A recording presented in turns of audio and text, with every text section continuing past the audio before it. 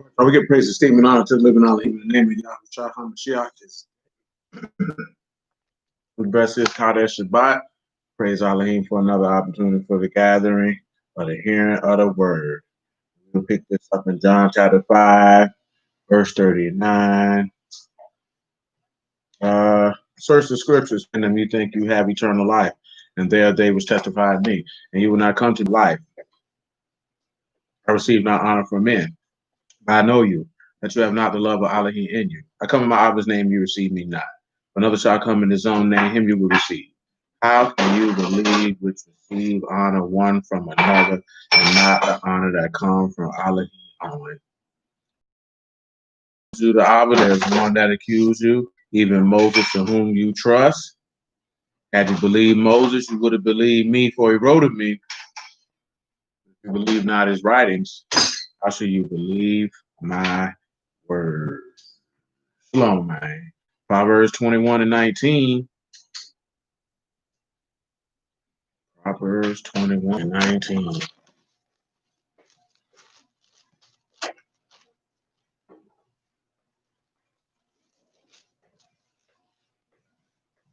It's better to dwell in the wilderness than with a contentious and angry woman.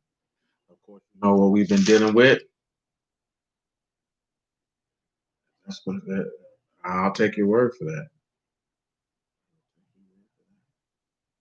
I know not of that of which you speak. First Samuel chapter 24.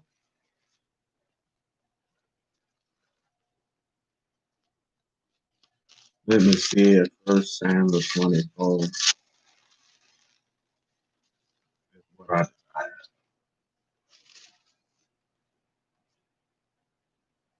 Let's look at First Samuel 24 and 1.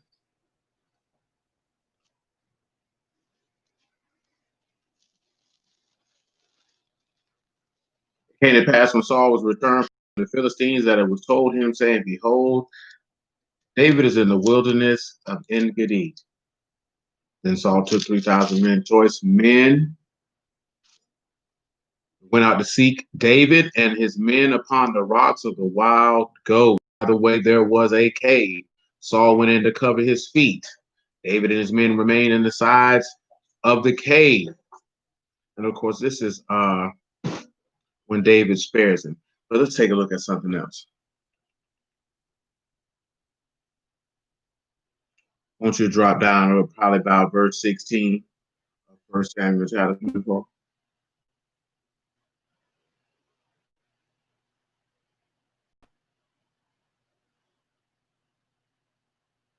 And it says, matter of fact,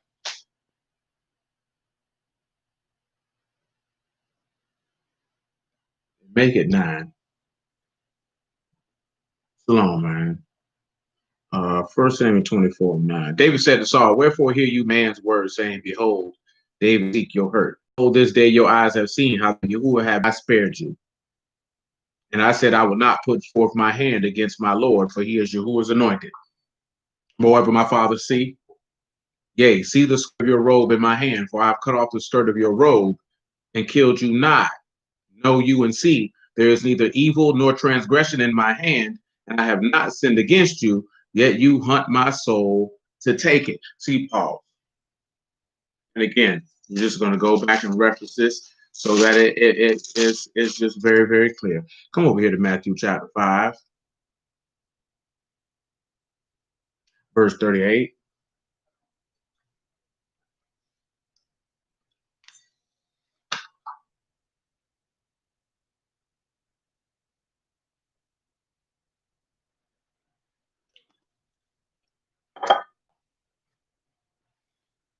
You have heard that it have been said, eye for an eye, tooth for a tooth, because you already know what the text says. That what you devise to do to somebody else, that you should fall in the same trap. Yahuwah allowed Saul to fall into this trap, and David did not do it. See, pause. Proverbs 25, I believe. Y'all know what it says. Just reading it because it just needs to be read.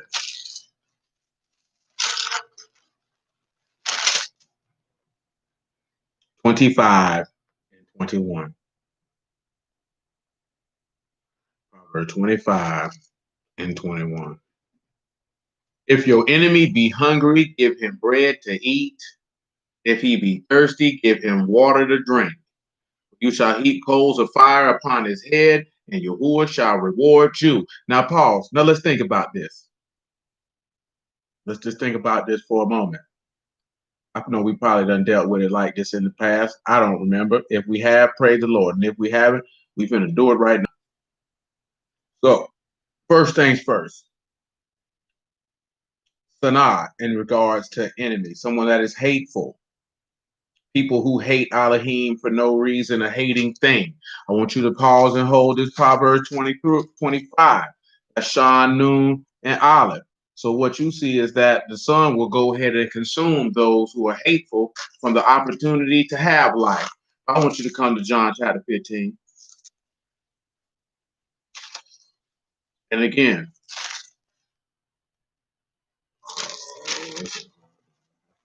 oh, I'm going to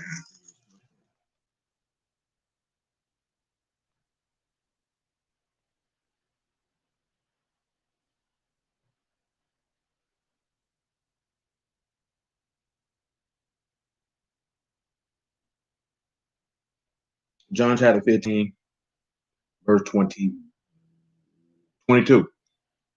Verse 22. If I had not come and spoken unto them, they had not had sin. But now they have no cloak for their sin, which is why you see that in regards to David cutting the skirt of his robe. Now you don't have no cover for your sin, because this me removing this piece of this robe from you is evidence that I have not sinned against you. Of course, you just seen that. Let me read it to you again. Well, hold on. I took it off. Gotta go back over this way. Like this. Look at what he said. This shall be of no grief. I'm in chapter 25. My apologies.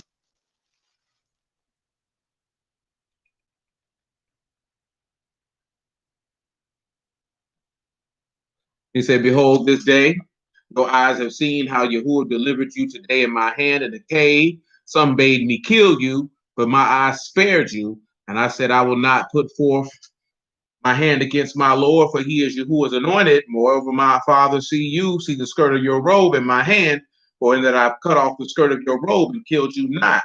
Know you and see that there is neither evil nor transgression in my hand. I have not sinned against you, yet you hunt my soul to take it.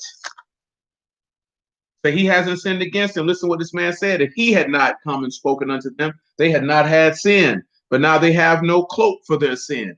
Now, see, if David wouldn't have came and spoke to Saul, he would have not had sin. But now that he done came and pulled back that cloak, there's no cover for what he's doing. See, this is another aspect of the story of Saul that a lot of individuals don't want to look at in regards to if he was a righteous man or not. This man was seeking to kill the life of a person who had done no evil against him. How is that just in the eyesight of Yahuwah? And he was adamant and unyielding in seeking this man's life. He said, he that hate me, hate my father also, which you could see that with Saul. Because he said that David was a man after his own heart. Yet Saul hated him with a passion. If I had not done among them the works which no other man did, they had not had sin. But now they both have seen and hated both me and my father. But this come to pass that the word might be fulfilled that is written in their law. They hated me without a cause. Did not Saul hate David without a cause? Now don't go back to Proverbs 25. If your enemy, someone who is hateful, be hungry, give him bread to eat. John chapter 6.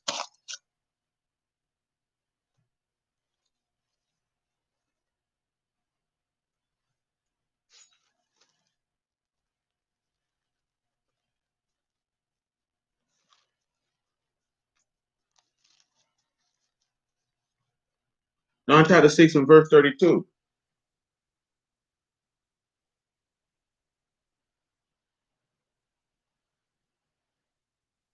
Then Yahushua said unto them, truly, truly, I say unto you, Moses give you not that bread from heaven, but my Father give you the true bread from heaven.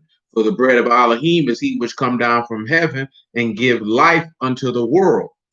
They said unto him, Lord, evermore give us this bread. Yahushua said unto them, I am the bread of life. He that come to me shall never hunger, and he that believe on me shall never thirst. So listen, right? If your enemy be hungry, he say, go ahead and give him that bread to eat.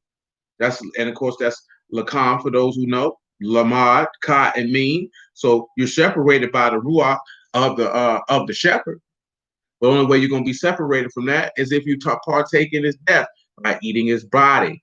He said, if he be thirsty, give him a little water to drink. Now that's Sama in regards to being thirsty. Saad, Meme, and Olive. So this right here, you don't know that the way of the Ruach is through the sun. You don't know that that's through, and that's why you're thirsty. Remember, he said, if those who hunger and thirst after righteousness shall be filled, because he said you'll be dropping coals of fire on his head, and you shall reward, and Yahuwah shall reward you. Now, what reward is simply shalom, which y'all know that's a covenant of peace. Be complete, to be sound, to be finished, to be safe, to perform.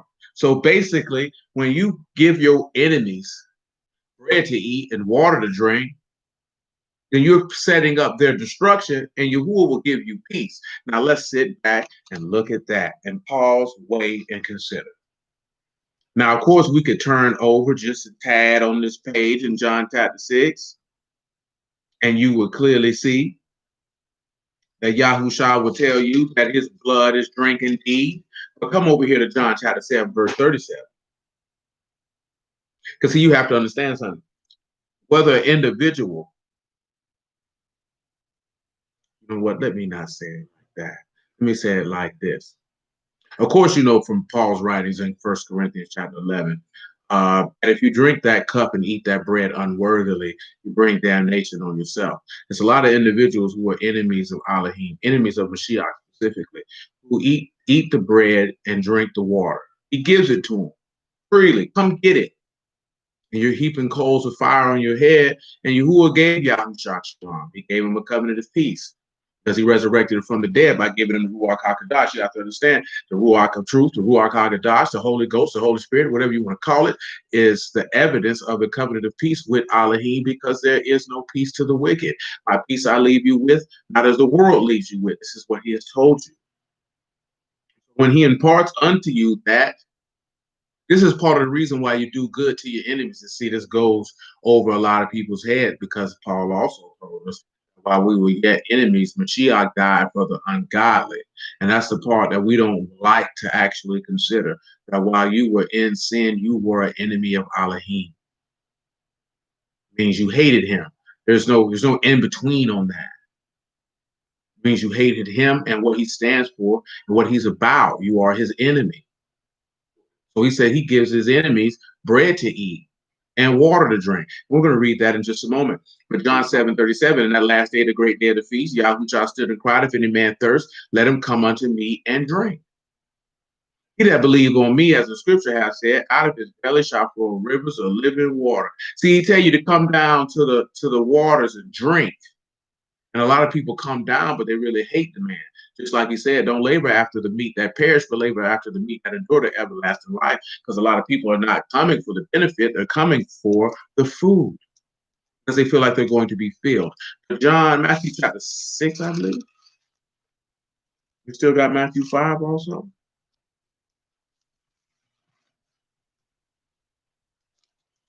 Matthew chapter 6.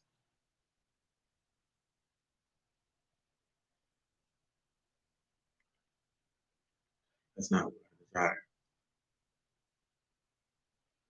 It's Matthew chapter 5, which I desire.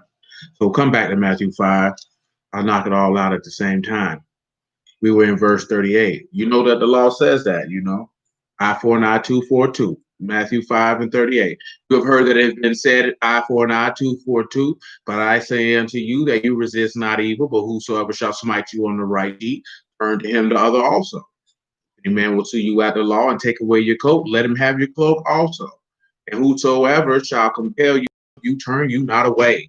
You have heard that it has been said, you shall love your neighbor and hate your enemy.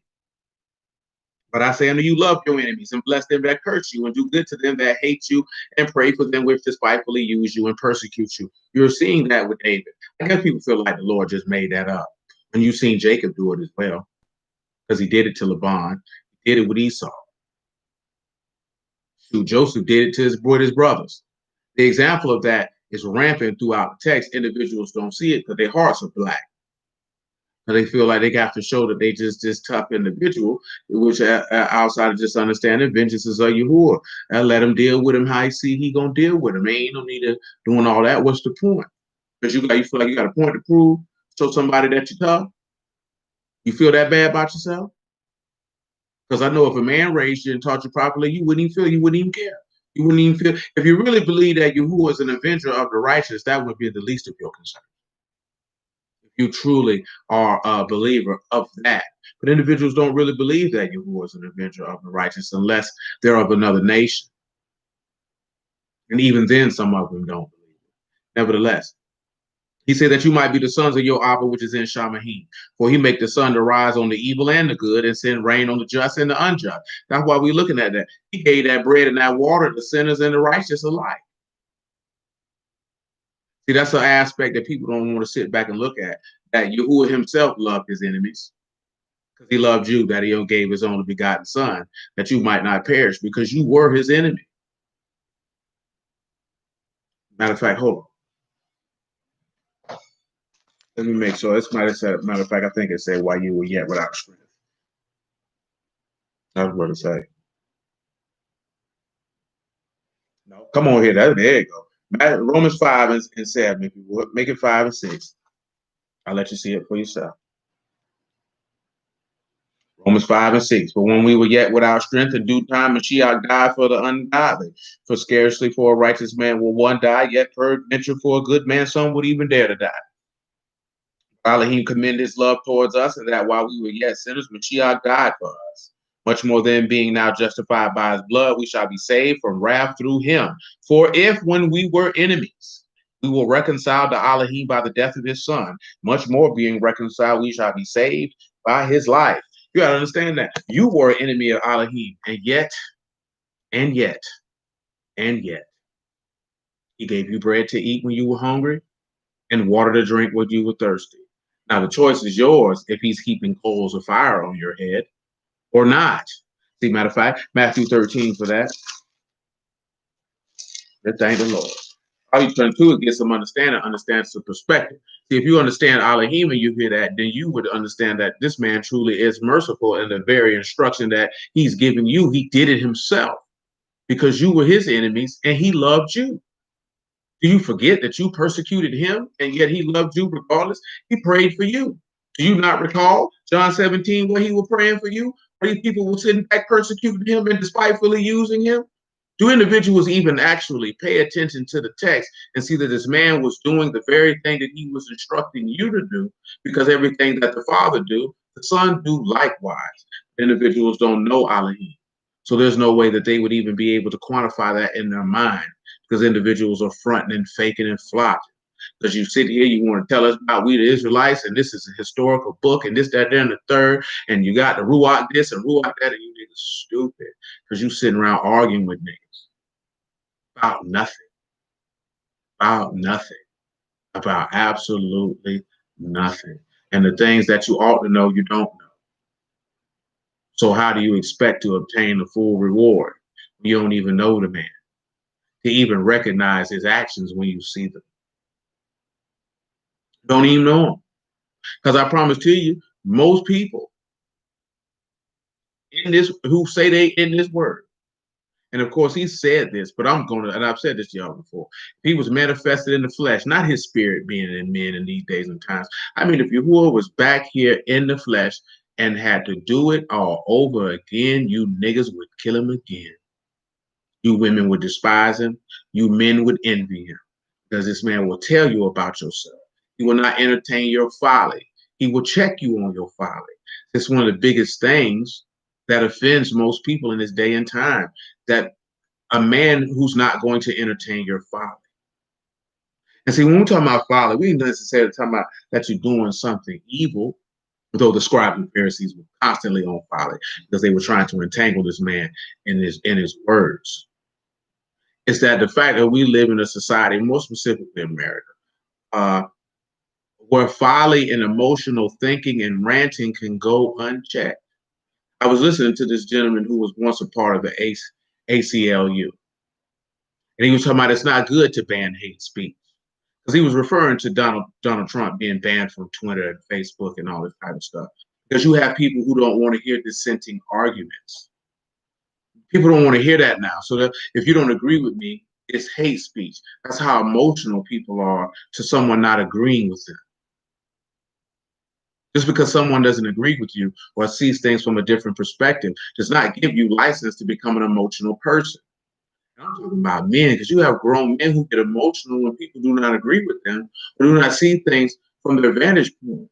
Now, sometimes you can have a man, he gets frustrated because people are not understanding. Usually when someone gets frustrated when they're trying to illustrate a point is because they're usually ahead of their time.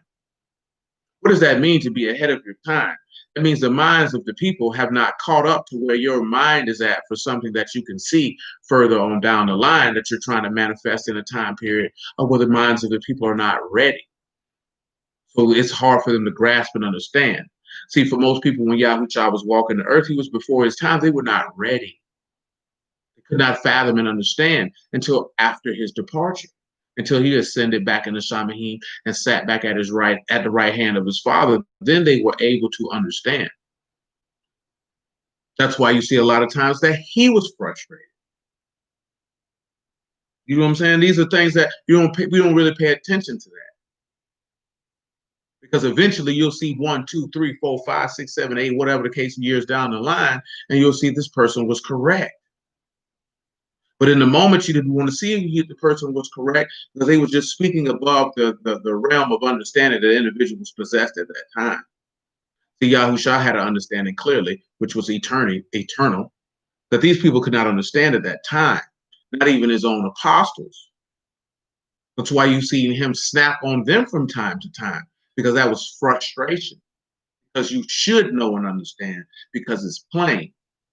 But nevertheless, you still have to have the patience and time to be able to craft the mind of a people who you know are not ready to receive what you have to say to them. He actually told his apostles that. I have many things to say, but you cannot bear them now. You can't deal with that right now. I have to wait a while before I impart this information unto you. You can't handle it. You can't take it.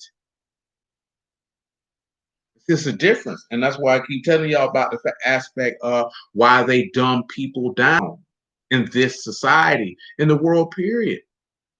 We were just watching some movie called, what it was, Maze Runners. This movie came out in 2018. They had people walking around with masks on, talking about they didn't want to get the scorch, get the virus. They didn't want to breathe it in. And that's just an evidence of predictive programming, because a year later, you got people walking around here with masks, scared to breathe something in.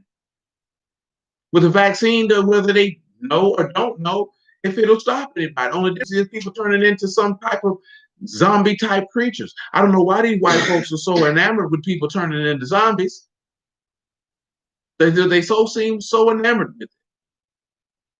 That's something, if we ever run across these people who like to come up with that. Why is that important to you? Let's see where the advent of a zombie comes from now, I think. Because we know that for the most part, that's their way of mocking the resurrection of the dead, if you pay close attention to it. Of initial films and television shows in regards to zombies.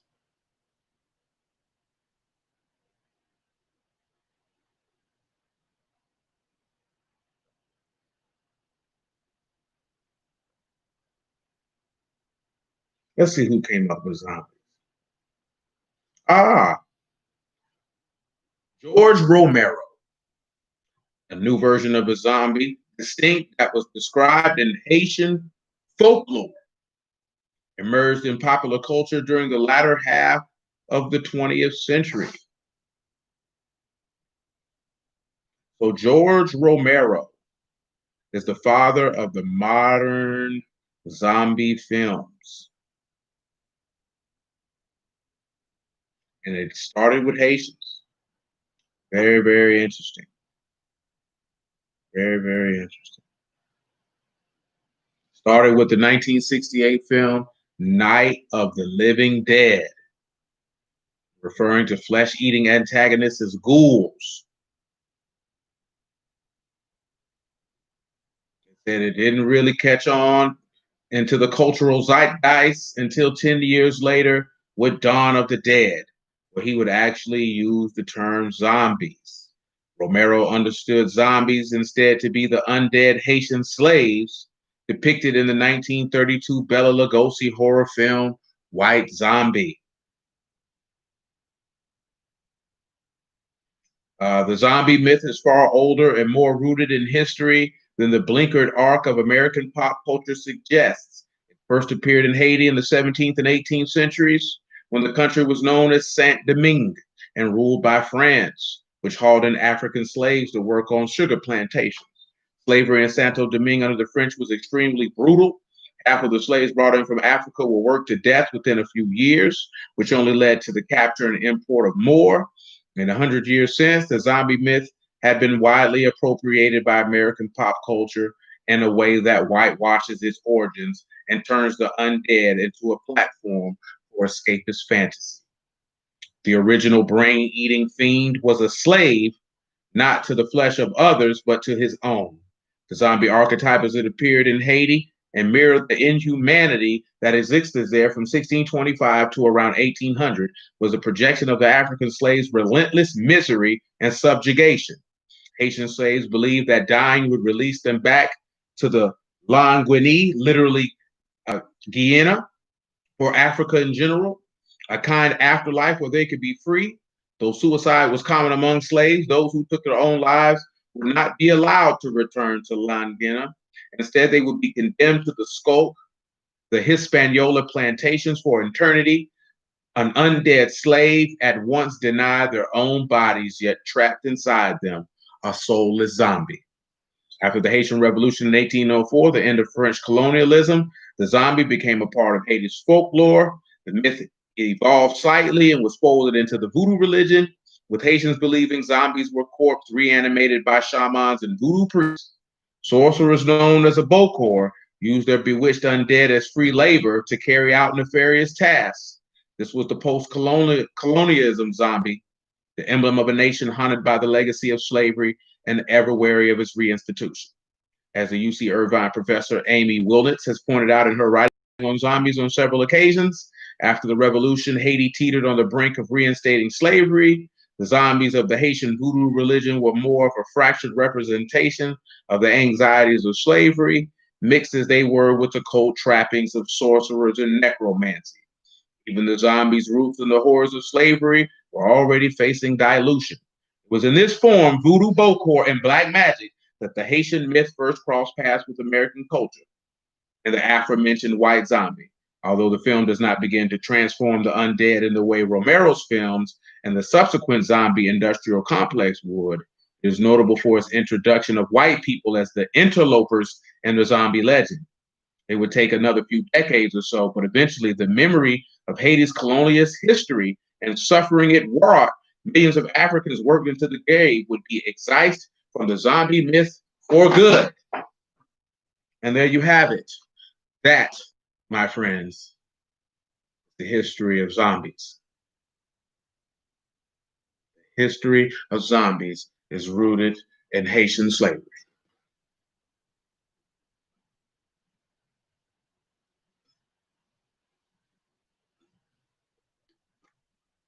Of course, interlope, voodoo, and necromancy, and all other things that Yahuwah hates. Matthew chapter 13, verse 37. No good piece of information to know. Now we know.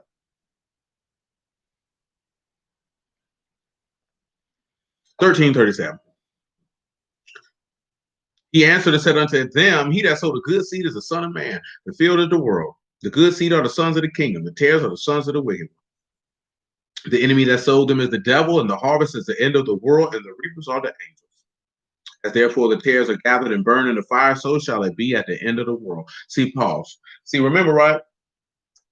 In Revelation chapter 14, it tells you that the Malachim flies with the everlasting gospel in the four corners of the earth, telling everybody to repent and honor him who created the heavens and the earth.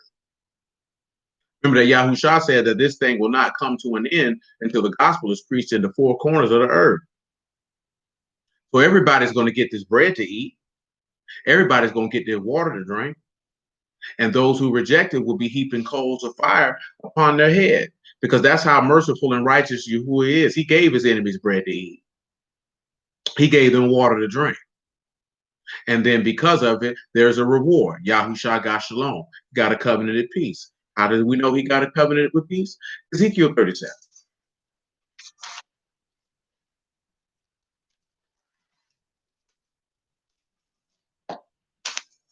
Ezekiel chapter 37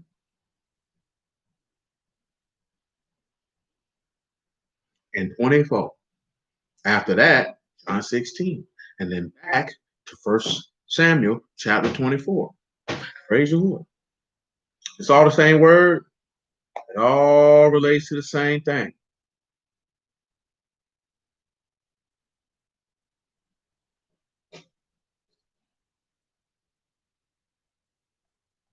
So Ezekiel 37:24. And David, my servant, shall be king over them. They shall have one shepherd. They shall also walk in my judgments and observe my statutes and do them.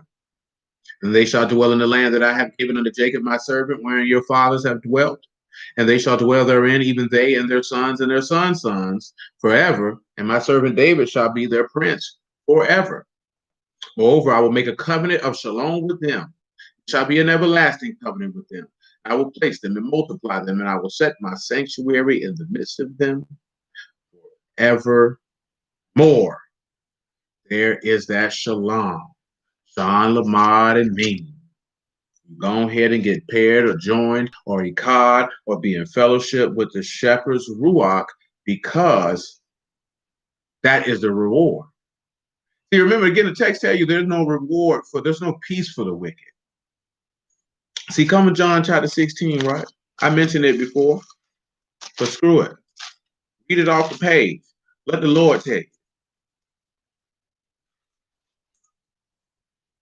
Let the Lord take it. John 16 and 31. Make it 28. Shoot, make it 27. 16 and 27.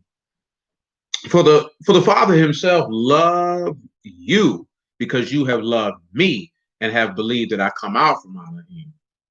I have come forth from Abba and come into the world. And again, I leave the world and go to Abba. His disciples said to him, Lo, now speak you plainly and speak no proverb.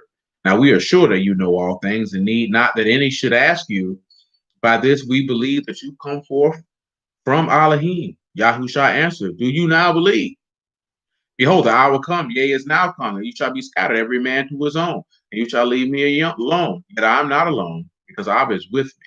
These things have I spoken unto you, that in me you might have shalom. In the world you will have tribulations, but be of good cheer. I've overcome the world. Now again, I referenced it earlier. A man say he leaves that you might have peace. Hold on. The verse is in my head. The location is escaping my brain. I want to say it's back over here in the book of John as well. It is. Come on, John chapter 14. John chapter 14, verse 26. Make it 25. You know what? Make it 23. John 14, 23. Because that's going to relate to that. If your enemy be hungry, give him bread to eat. And if he be thirsty, give him water to drink. In doing so, you heap coals of fire upon his head. And Yahuwah shall give you a covenant of peace. He shall make you complete. He shall make you whole. He shall make you perfect. Nevertheless, John 14, 23.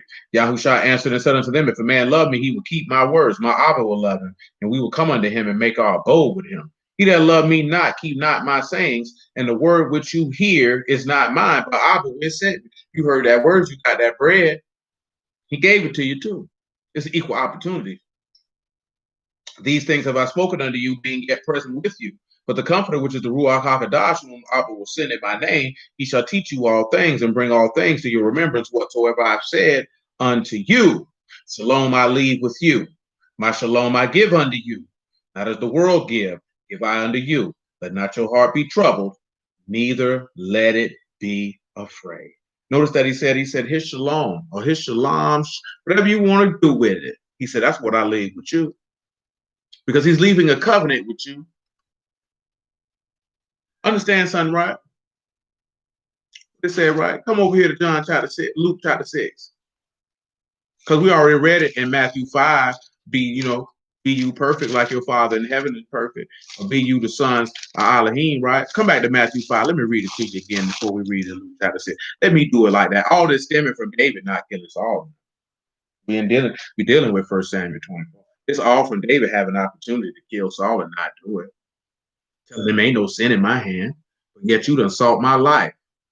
Clearly, if a man seek your life, he is your enemy. You can spin it and grin it any way you want to do it. Man trying to kill you, that's your enemy. He spared his life every time. All these rude niggas be with all that tough guy stuff. Nigga, you ain't tough, nigga. How you getting the word and want to be tough? I bet you ain't gonna go around none of these neighborhoods where these killers at and be with all that tough guy stuff. It's real easy to be a tough guy on the internet, on YouTube, and all this other stuff that niggas want to do for people in the word, because you know these people not gonna do nothing. You know these boys ain't gonna up no fire on you, because you know nobody don't want to go to hell. Or at the bare minimum, look bad in the eyesight of people on the internet. You know these people not gonna do it. These dudes know that. Don't think that these dudes don't know that when they be doing all that tough guy talk. These dudes be in other states. Dudes around here got Twitter fingers, Twitter gangsters, Facebook killers, and all this type of stuff. Oh, to be in the word. You're not gonna go in the hood and talk reckless and greasy to none of them boys who pull triggers for real. They ain't gonna talk to these young boys out here crazy like that. These boys don't care. These boys killing for fun out here, at least in my city. I can't speak for y'all. But these boys don't care. And ain't never one of these blue boys gonna go out here on these blocks in these hoods talking to these boys any kind of way. These boys not finna step in their project in New York City, in Chicago, in LA. They ain't finna go no hood in Atlanta, in Miami, Tampa, Orlando, Jacksonville, Houston, or Dallas with that wildness. They ain't gonna do it. Cause they know them boys gonna up that fire. They don't care nothing about you carrying no Bible. But you want to talk to somebody who you say is your brother because you got a disagreement or y'all can't see eye to eye. Now you tough. You want to beat somebody up. You'll kill somebody. Nigga, sit your cow behind down somewhere because you niggas don't want to go to prison. You gonna do something to a nigga that claim them white folk persecuting you when they lock your stupid behind up because you done shot somebody. Somebody persecute me for persecuting the righteous. Sit your ignorant behind down somewhere. You sound dumb and stupid. You know what I'm talking about? You're a mentally, spiritually, and emotionally immature man who has no control or wherewithal to restrain his emotions and allowed his anger and feelings to injure another man. Therefore, that led you to be incarcerated. Your choices and decision making led that role to you. Nobody's persecuting you, boy. You know what I'm talking about? And when you see some of these boys online with that tough guy stuff, and you ought to tell them that. Boy, go and lay down somewhere, boy. You wasn't a gangster before you got in the word. How you getting the word and you tough? But you wasn't tough before you was in the word. You wasn't gonna strike a match in a Jacksonville blackout. You wasn't gonna step on no grapes in a wine field. You were gonna sit your happy behind down and be quiet. Now you in the word. Now you tough. You know ain't nobody gonna do nothing to you. Them the worst niggas in the world. Well, if you're gonna be as pimp, if you're gonna be a cartoon character on your first album, you better be a cartoon character on your last. You know what I'm talking about? Don't get in the word and try to create a caricature of something that you're not. Be who you always been. If you was a goofy nigga, then be a goofy. If you was a funny guy, then be a funny guy. If you was quiet and reserved, then be quiet and reserved. But be who you are. Don't come around here with all that flies. And we don't like it. It's not right. Matthew chapter 5, man, verse 44. You can make it 43. You have heard that it has been said, you shall love your neighbor and hate your enemy. But I say unto you, love your enemies and bless them that curse you, and do good to them that hate you, and pray for them which despitefully use you and persecute you, that you may be the sons of your Father which is in heaven. For he maketh his sun to rise on the evil and on the good, and send rain on the just and on the unjust. But if you love them which love you, what reward have you? You just seen it in Proverbs 25. If you love them that love you, what shalom do you have? What covenant of peace do you have? What perfection do you have? A lot of niggas going to hell on that one. Do not even the publicans the same. And if you salute your brethren only, What do you more than others? Do not even the publicans. Be you therefore perfect, even as your Father which is in heaven is perfect. Go and get that shalom in you, man. They don't want to do that because that take godliness. Luke chapter 6.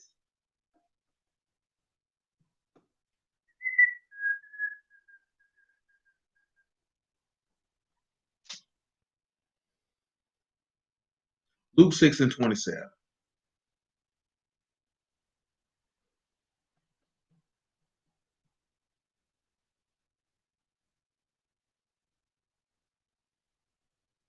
Luke 6 and 27. But I say unto you, which hear, love your enemies and do good to them which hate you. Bless them that curse you and pray for them which despitefully use you. And unto him that smite you on the cheek, offer also the other. And him that take away the cloak, forbid not to take your coat also. Give to every man that ask of you, and every man that take away your goods, ask them not again. And as you would that men should do you also to them likewise. But if you love them which love you, what thank have you? For sinners also love those that love them. Huh? Guess what? Elohim ain't no sinner, yet he loved you enough to shed his blood for you. But you can't love somebody who you don't like. You got to do evil to somebody you don't like when he ain't do evil to you, when you ain't like him, by proxy making yourself an enemy to him. See, that's the part with David and Saul that most people miss in the story. Remember, David is a man after Elohim's own heart. He is a similitude of Yahushua himself. And he showed mercy and compassion to his enemy by sparing his life when he should have died, which is telling you that Yahushua, who, because you were his enemy, showed mercy and compassion to you, sparing your life because you should have died.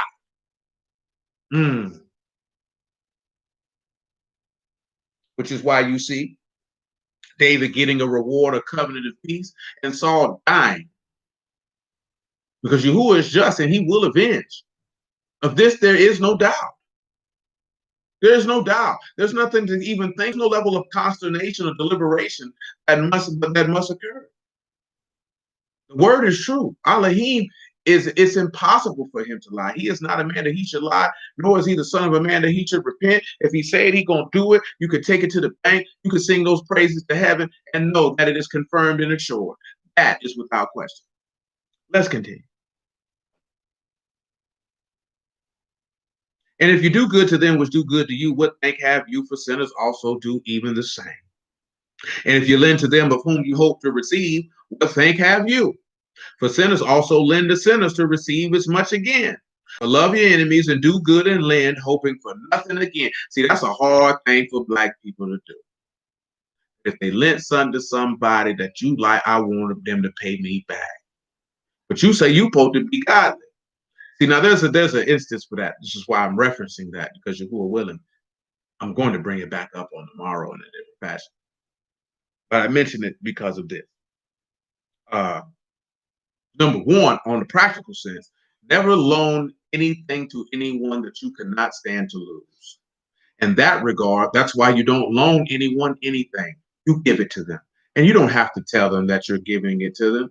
You could let them, if they say, hey, man, let me borrow this and I'll pay it back. Okay, that's fine. If they pay it back, that's a hallmark of their character, that they're a person of their word and that they pay back their debts.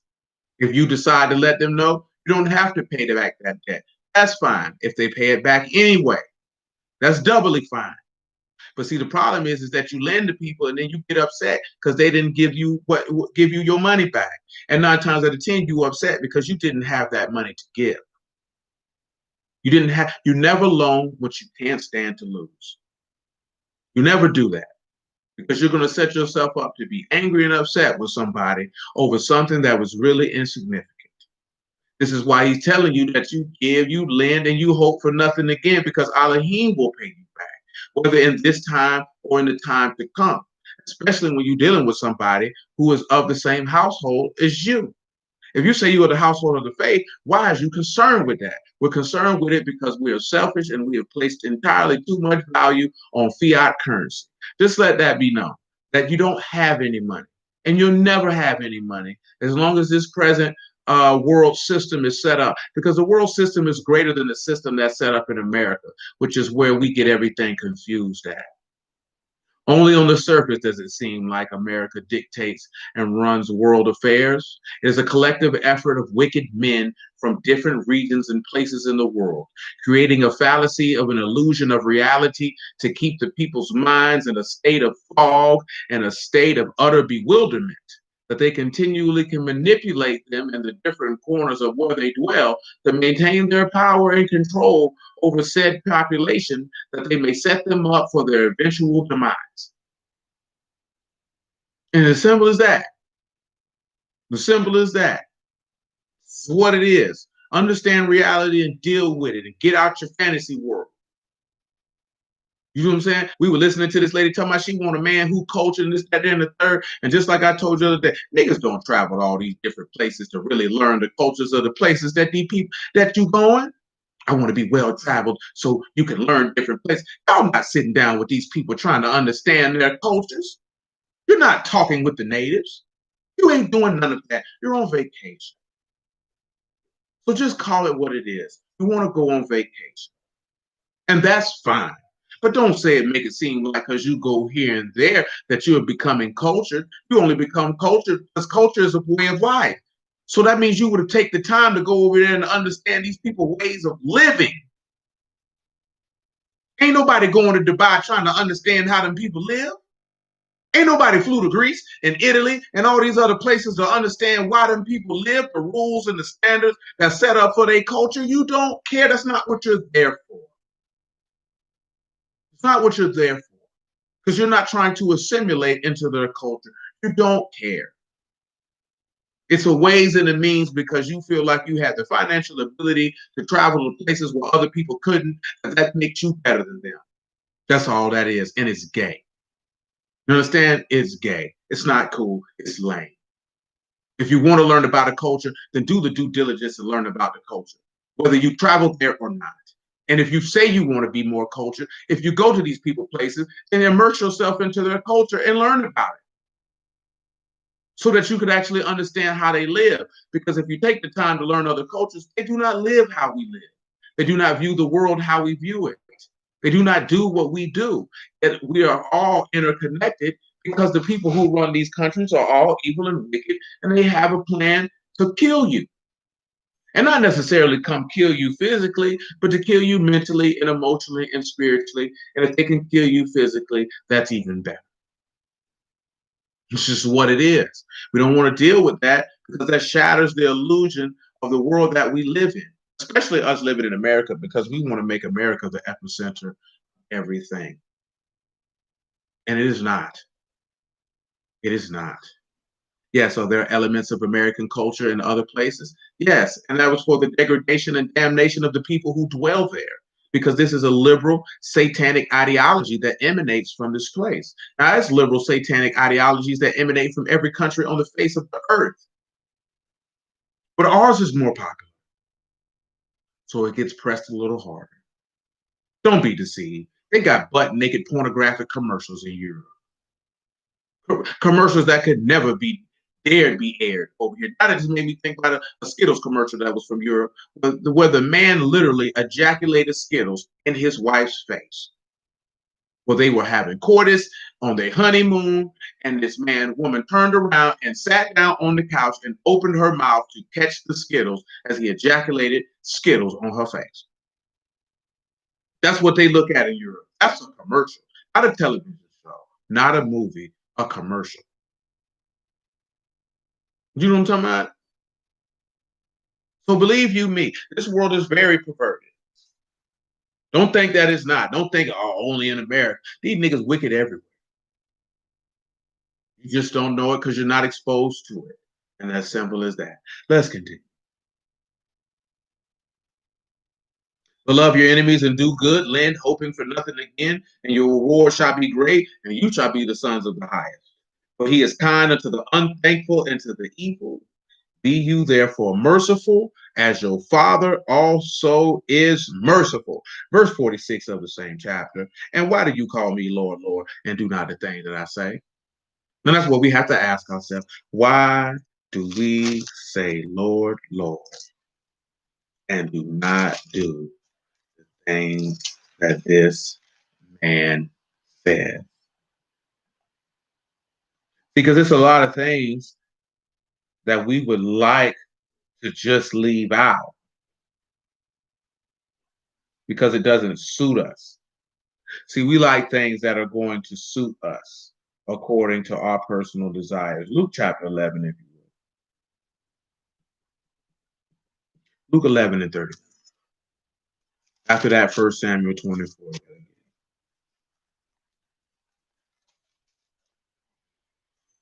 Luke 11 and 37, if you would.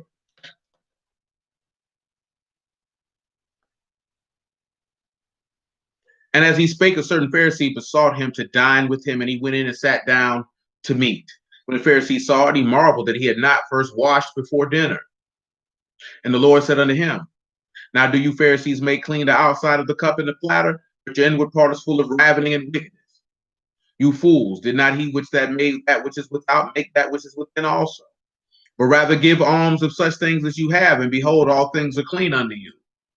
See, Paul, see, that's the thing that a lot of brothers tell them. So, okay, you give to the poor, you do this, that, and the third, that make you clean, even though you wicked. A lot of brothers feel that way, but that's a Christian way of thinking, quote unquote. But they feel like if you do the deeds, it don't matter how wicked you are. But then what there it is in the text, because the teachers and holders of the law during the time of the master were telling the people the same thing. Shoot, just give on, bro. You clean, bro. I know you was committing adultery with your neighbor wife. I know you was coveting his goods. I know you hate him in your heart. I know you holding grudges. But nah, bro, just go ahead and get him on, bro. You know what I'm saying? And you clean. You straight. You straight. He said, But woe unto you, Pharisees, for you tithe mint, rue, and all manner of herbs, and pass over judgment, the love of Elohim. These have you ought to done, and not to leave the other undone.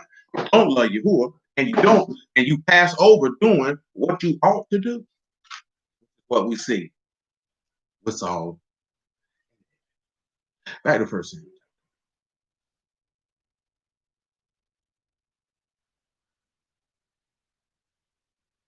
24 and 11 again. 24 and 11 again. Moreover, my father, see the skirt of your robe in my hand, for in that I cut off the skirt of your robe, it kills you not. Know you and see that there's neither evil nor transgression in my hand. I have not sinned against you, yet you hunt my soul to take it. He said, There's no transgression in his hand. That's again, you know that is. That's Pesha. I have not rebelled against you. You can see that. David never rebelled against David. Verse 12, Yahuwah judge between me and Yahuwah shall avenge me of you, but my hand shall not be upon you. See, now look at what he told him. He said, Look here, man. Yahuwah, I handle you. I ain't gonna do it.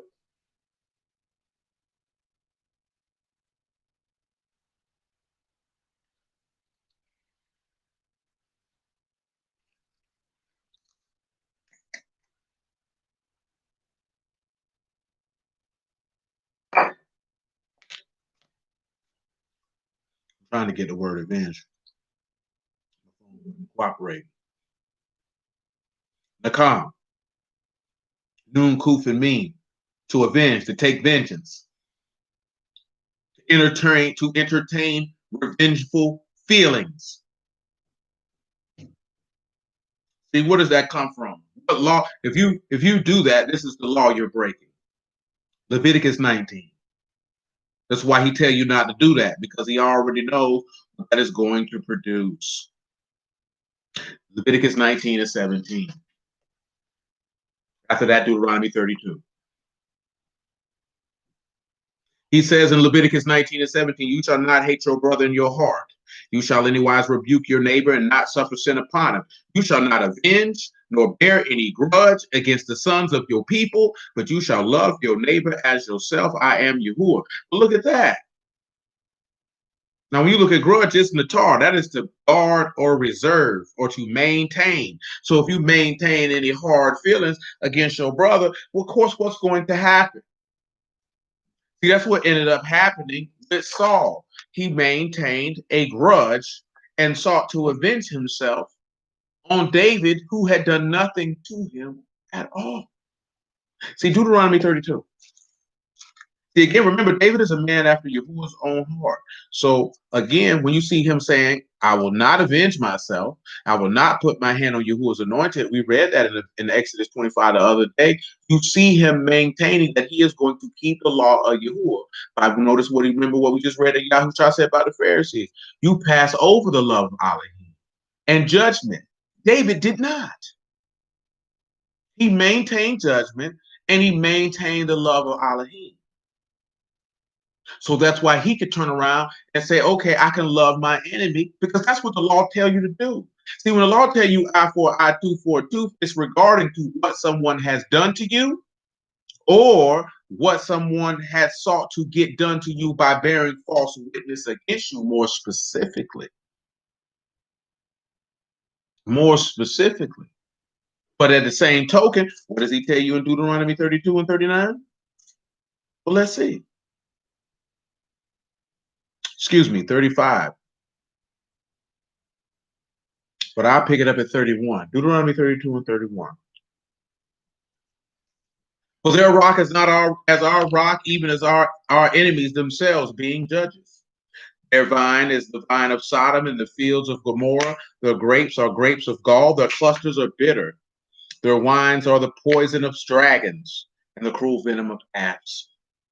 Is not this laid up and stored with me and sealed up among my treasures? To me belong vengeance and recompense. Their foot shall slide in due time, for the day of their calamity is at hand. And the things that shall come upon them shall make haste. For Yahuwah shall judge his people and repent himself for his servants when he see their power is gone and there is none shut up or left. Vengeance belongs, and of course that's Nakam, yet again, to Elohim. That's who it belongs to. So let that stay where it stay. Dude don't want to hear that, because dudes want to be tough, and that's their business. Be tough as you want to be. I just hope you tough when you come see the Lord, when you guys stand before that throne. I hope you tough then too. And the sad part is like I said, we want to be tough with people who all professing to say that they believe the same thing. These same tough guy brews ain't tough with the police. Because I ain't understand that when I was in the streets. You'll shoot a nigga car up, he ride around the block too many times. One police officer can run all y'all off the block. Why you don't shoot him? I never understood that. You say y'all killers and gangsters and this, that, and the third, and you'll kill this nigga around the corner, but you ain't gonna shoot at the police and get him off your block. But you shoot this black man to get him off your block. Never understood it. Be an equal opportunity shooter. Now I get it. If you shoot the police, the neighborhood gonna be hot. You can't make no money. Ain't gonna come around here for no nigga. But nevertheless, keep the same energy. So if you're gonna be tough with the Hebrew online, I need you to be tough with the police in real life. I don't need you to get on no post talking about I'm tired of the killing, the police brutality. Don't do none of that. Don't do none of that. The minute you say something, boy, I'll shoot you, I'll kill you, I'll whoop you, nigga. What you mean? Just make sure you come with the police with that same energy if he disrespect you too. Don't be no hypocrite. Don't be no coward. Keep the same energy. Cuss him out too. Because if you don't, that means you hold that man in high regard and you hold yourself, and that's a problem. Because I mean, reason why do I say that? Because your brother is a reflection of you. So how you feel about your brother is how you feel about yourself. So if you feel like you want to beat him up and kill him, but then you see someone, a quote unquote authority of another you, but you want to reverence and honor him, that means you esteem him greater than you esteem yourself. And you need to go look yourself in the mirror and have do some soul searching. You need to do some soul searching because you see somebody being greater than you. I ain't never seen nobody of another group of people that I felt like they were greater than me. It's never happened. That's before the word. Never felt like that. Didn't run across my mind. This man's not greater than me. How? In what way? I seen dudes get upset because some dude from the Titans got hired to be the Falcon Church coach. There go nepotism again. What you mad? You're supposed to be. You're supposed to do nepotism. That's what you're supposed to do. If your friends or your family is in a particular spot, you're supposed to put your friends and family on. That's what you did it for. I didn't do it to put on other people. If I can hire people that I know first, why would I be mad at that for them? That's their organization. But you know why? Because you esteem him greater than you. So you feel like, why you want me to give me the same opportunity you give your friend's son? Why won't you give me the same opportunity you give your own son? Nigga, what do you mean? Nigga, Donald Trump was so gangster when he took both of his kids and put them in the White House and gave him a job. He didn't necessarily get him a job because they were the most qualified. He did it because he my turn. That's what I was supposed to do. If I'd have became president, why wouldn't I give my children a position and I'd give them a position in multi-million-dollar companies? But I ain't gonna put them in my cabinet. I'm not gonna give them a job and I have the highest position in the land that I dwell in. Nigga, you stupid. That's what you supposed to do. But you nigga dumb. You ain't gonna hire your turn.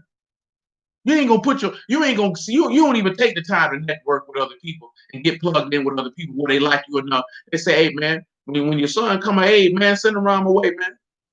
I got something for him. You ain't even gonna do that. I'm talking about networking with people, not just with people you know. Sometimes you have to expand outside of the people who you talk to on a regular basis in order to build relationships to be able to do those type of things. See, black people don't do that. So you haven't built relationships with people in order for them to feel like that they would want to extend that hand or grease a palm, as the people like to say. 1 Samuel chapter 24.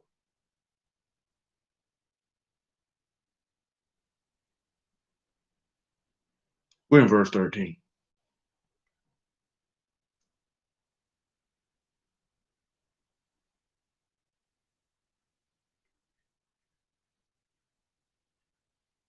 I'm gonna tell you right now,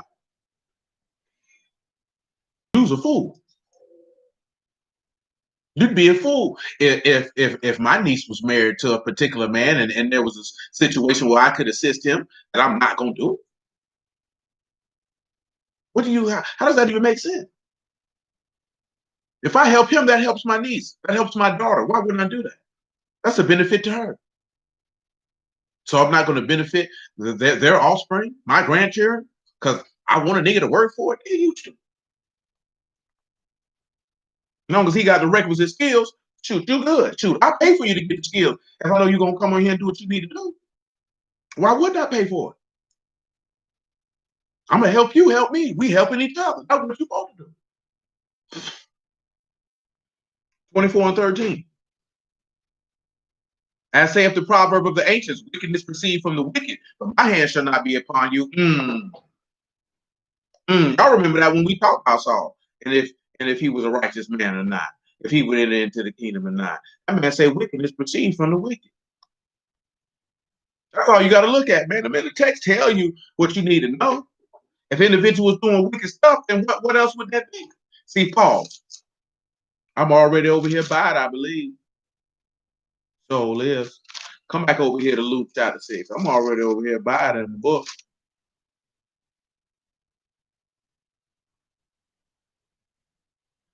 You come to Luke 6 and 43. Phone acting funny. It's acting funny. Of course, it's Rashah for wicked, wrong, wickedness, guilt. Got unethical dealings.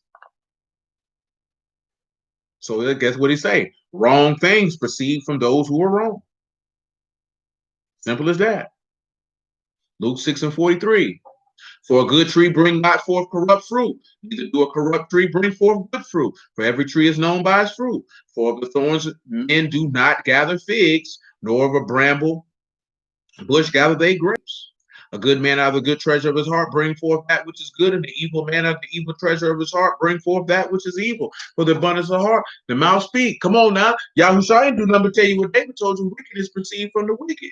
So how we don't know dude's wicked when this what the book tell you that's what's gonna happen? And David said, my hand ain't gonna be upon you, because I ain't wicked. So ain't no wickedness finna proceed from me, because I ain't finna be wrong. Verse 14, 1 Samuel 24. After whom is the king of Yasharal come out? After whom do you pursue? After a dead dog? After a flea? He said, you coming after a dead dog? A flea? That's what you want? You will therefore be judged and judge between me and you, and see and plead my cause and deliver me out of your hand. It came to pass when David had made an end of speaking these words unto Saul, that Saul said, Is this your voice, my son David? Saul lifted up his voice and wept. And he said to David, You are more righteous than I, for you have rewarded me good, whereas I have rewarded you evil. And you have showed this day how you have dealt well with me, for as much as when Yahuwah delivered me into your hand, you killed me not. Listen what he say. For if a man find his enemy, will he let him go away? When a man find his enemy, will he let him go away? What do y'all think about that? Share with me your thoughts.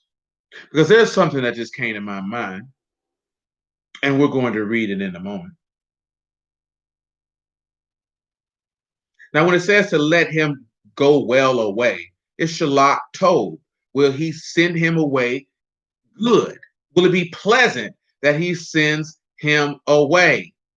Is it agreeable? Is it prosperous? Is it good to send him away? If a man find his enemy, will he let him go well away? Wherefore, again, rewarded Shalom.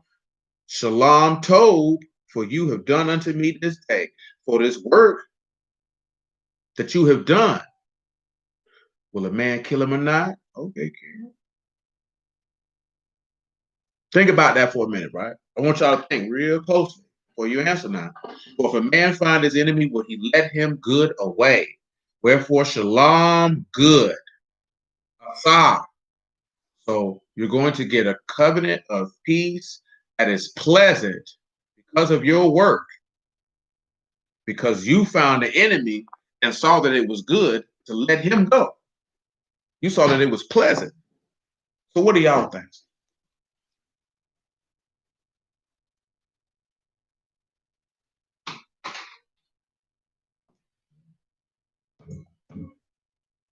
I'll give you about another 45 seconds. It looks like Kira is the only one who wants to help. I read verse 20. And now behold, I know well that you shall surely be king, and that the kingdom of Yasharal shall be established in your hand. Swear now therefore unto me by Yahuwah that you will not cut off my seed after me, and you will not destroy my name out of my father's house. David swore unto Saul, and Saul went home, but David and his men got them up into the hold. Hold, of course, is Matsu, stronghold. So what y'all got for me on that? What do y'all think that means? If a man find his enemy, does he find it pleasant to let him go? Because you do this, Yahuwah will reward you for good. Yes, that is correct, sir. That is correct, sir. John chapter 8. That is correct, sir. John chapter 8 and verse 31. Matter of fact, before John chapter 8, verse 31, Luke chapter 4.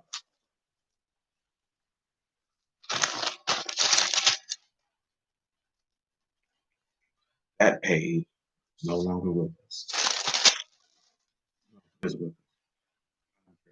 Luke 4 and 16.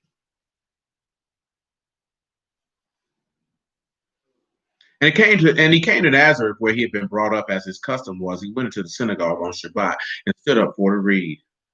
And there was delivered unto him the book of the prophet Isaiah. And when he opened the book, he found a place where it is written, The Ruach of Yahuwah is upon me, because he have anointed me to preach the basar to the poor. He have sent me to heal the brokenhearted, to preach deliverance to the captives, the recovering of the sight to the blind, to set at liberty them that are bruised. The acceptable year of Yahuwah. Again, he closed the book, gave it to the minister, sat down, and the eyes of all them that were in the synagogue were fastened on him. And he began to say unto them, This day, this scripture fulfilled in your ears. Come over here to John chapter 8. We came there for him to say about giving deliverance to the prisoners, the captives. O you prisoners of hope, surely you shall receive double. John chapter 8, verse 31. Then said Yahushua to those Yahudim which believed on him, If you continue in my word, then you are my disciples indeed. You shall know the truth, and the truth shall make you free. They answered him, we be Abraham's seed, we were never in bondage to any man. How say you, you shall be made free? Yahushua answered them, truly, truly, I say unto you, whosoever commits sin is the servant of sin, and the servant abide not in the house forever, but the Son abide forever. If the Son therefore shall make you free, you shall be free indeed. So as Sean already put up there, as I was hoping that most of you would be able to ascertain, if a man find his enemy, will he find it pleasant to let him go? Yahushua found his enemies, which was us, and it was good to him that he let us go. I think that's something that you have to pause and sit back and consider, that we don't readily sit back and consider the level of mercy that was extended. And that's what's actually supposed to be coming to mind for many of us. Now, of course, he says, swear to me that you will not cut off my seed, not destroy my name out of my father's house, which Yahushua sought not to cut off that seed, which would be us, to cut us off from our father's house, which is him. But I want you to come to Psalms chapter 7, or the seventh division of Psalms, whatever you want to say, however you want to describe it.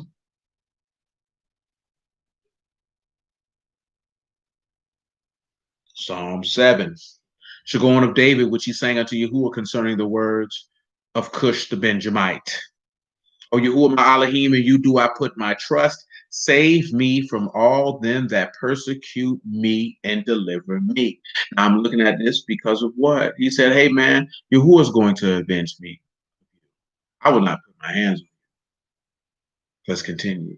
Lest he tear my soul like a lion, rendered it to pieces, and there is none to deliver. O Yahuwah, my Elohim, if I have done this, if there be iniquity in my hands, if I have rewarded evil unto him that was at peace with me, yea, have I delivered him that without cause is my enemy. Pause. See, that takes us back. First, let's deal with this. Delivered, the lots. If you have removed or drawn out or taken off or armed for war, someone without cause, which is Rekam, that is something vanity, without effect, empty condition, emptily, for nothing. You have sought to go to war with someone for no reason. Remember, we already read that in John chapter 15. He said that you hated me without a cause. They had no reason to have any hatred against Yahushua. The same reason that Saul had no reason. See, the reason for Saul and the reason for the scribes is the very reason that Pilate mentioned why he knew they delivered him, and it was for envy. See, that story that we laugh about, you know, Saul bring his thousands, David bring 10,000, that was envy. See, this has to sit back and look at it, right? Saul, you the king. Why would you be envious of another man? For what? For what? Makes no sense. You're the king. So then you would have to look at yourself as a man. If you were ruling over your kingdom, whatever you have in your kingdom, whatever you set to acquire for your kingdom, meaning your household, why would you be envious of the things that another man has if those things don't even mesh and jive with your kingdom, of what the kingdom that you are trying to set up and build for you and yours? See, that makes no sense. See, Saul and David could have been esteemed in honor of Elohim at the same time. See, when their hearts were tried, David was shown to be righteous, and Saul was shown to be, as the proverb that David said unto him, wickedness proceed from the wicked. See, this, and again, Yahushua told you, good tree can't bring forth corrupt fruit. Corrupt tree can't bring forth good fruit. Because if you corrupt, you wicked, and wickedness is going to proceed from the wicked. But yet you can't, we don't know who wicked or not. We don't know. They can stop the folly and the madness. Stop it. You know what I'm saying? It's foolish. Now, you had David, who looked the king of Yasharal dead in his face and said, hey, man, wickedness proceed from the wicked, cuz I ain't gonna put my hands on him. What you think he just told him? Nigga, I know you wicked, boy. Well, I know you evil, boy. I know it. Because your actions show me that you're evil. Your actions show me that. See, that's again, see, most men in this society, because your mama raised you. You ain't had no men to say. So you want to have this idealistic view and hope of niggas versus being a man and assessing and judging things based off their conduct. If you showing me you a sleazeball, then that's who you are. You can't steal and then be like, nah, bro, ain't no thief. Nigga, you stupid. This nigga done stole from you 4 times. At this particular juncture, this nigga is a thief. So you have to deal with him accordingly. No, nigga, we're not leaving you in here by yourself. Some people like, I don't feel like I need to move some stuff if a nigga come in there and steal. Well, don't get mad if he steal if you know the nigga steal. You gonna set him up to steal, then get mad when he do what you know he gonna do, what he has a propensity to do? Which his actions, if his footwork has shown you he likes to steal. How you gonna be mad at him for you already know what he likes to do? Because wickedness proceeds from the wicked. Simple as that. So if you don't want to be considered wicked, I already told you what to do. Make the tree good and the fruit good. It's really that simple. No need for he's working on me. He ain't working on nothing. The word is there. You work the word. He's not working on you. Work the word. If you work the word, then he'll be there. What you think he coming in here? You know that line you like to do. Let me work on that for you a little bit. No, nigga, stop lying. It's really that simple. Control and govern yourself. Have a level of reverence and love for Elohim that you govern yourself. Because I'm telling you, this man ain't coming to you doing no spiritual work like that.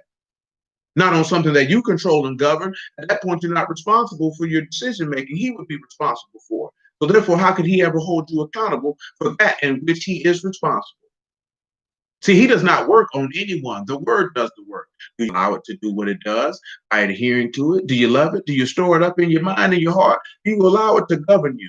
Is it your internal software? Or is it just something that you just have on the outside? A cloak, if you will, a garment that you just show unto others.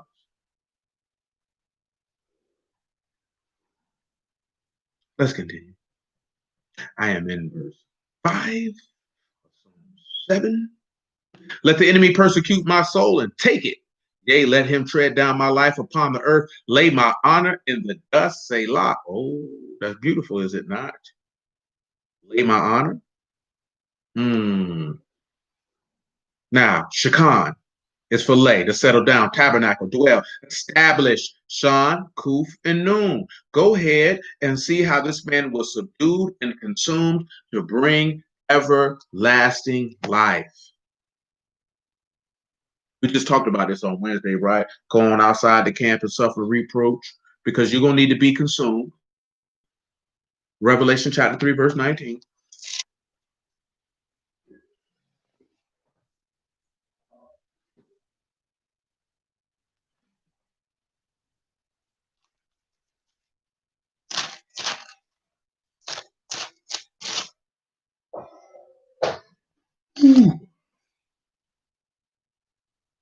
You could pick it up at verse 14.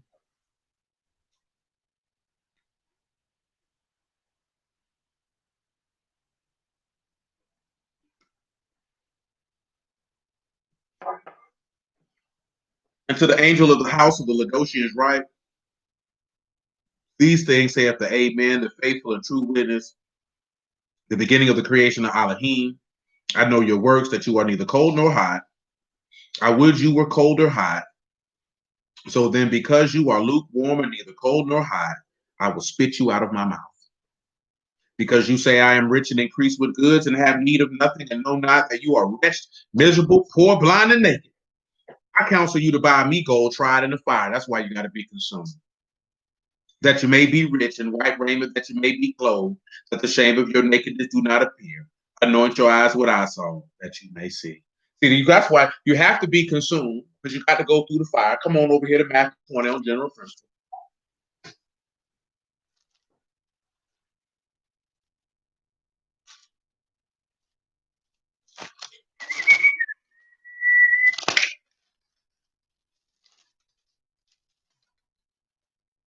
(20 and 20), if you would. Then came to him another of Zebedee's sons, or children with her sons, worshiping him, desiring a certain thing of him. He said unto her, what will you? She said unto him, grant that these my two sons may sit on your right hand, the other on your left in your kingdom. Yahushua answered and said, you know not what you ask.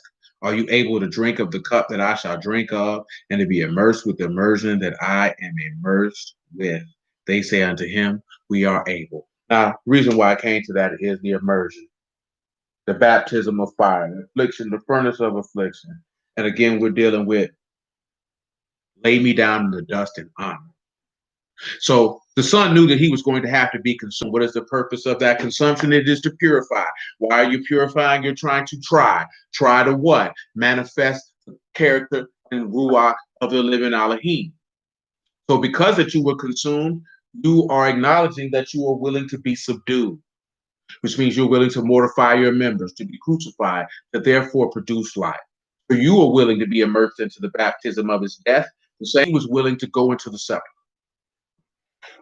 That's going back to, and we haven't even came back and dealt with those two things explicitly outside of the death, though we did talk about them briefly. I didn't exhaust them, but we did deal with them. The distress and being disconcerted. Those who came down to David in the cave of the righteousness of the people, Adullam. So you sit back and you look at it, because that's why he said it laid me with you in honor. Those men set him up to be their captain because it was an honor for them to serve him, as it was an honor for him to serve them. A lot of people don't sit back and I heard a dude, he was mocking a dude about this here, and it's a reality because the world has drifted from that.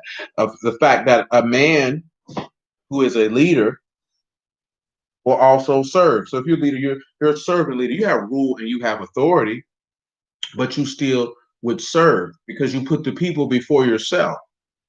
So of course, because of the modern times we live in, people listen to that's symbology, this, that, and the third. And for some men, most men, it is because of their perspective. But again, when we're dealing with it, because we're dealing with the word, and we're dealing with someone who is altruistic, a self-sacrificing, because we dealt with that in dealing with the olive man, because Yahushua himself was self-sacrificing, because he said he laid down his life, no man take it from him. And that greater love have no man than this, that a man lay his life down for his friends, and that I did not come to be served, but to serve. So he has already manifested that is what, because he said, I'm your Lord and your master, and yet I have washed your feet. I've given you an example what you ought to do. See, and again, because we live in these modern times and we try to deal, we're looking at sinners. And we're looking at sinners, and you're trying to judge people who say they are the faith according to the conduct and ability of sinners. Now, of course, you got to take your time with a woman to manage. So, because I heard a brother say this, and this is a true story, and I sincerely believe this, not because I believe it just because it sounded good. I believe it because of applied life experience. A woman can fake like she likes you and loves you very, very easily. There's nothing for them to do it. We know that because a woman act like she loving me and got a man taking care of a child that she know is not his. That she knows she laid with another man who impregnated her, and she gave birth to this man's child and got this man over here thinking that that's his son, that's his daughter. And I know somebody who had that lived experience who did that for about 3 to 4 years and found out that that was not his child. It was one of the most devastating experiences that he had his entire life. And sadly, I was there. What can you tell a man in that situation? Like, and we were young. You know what I'm saying?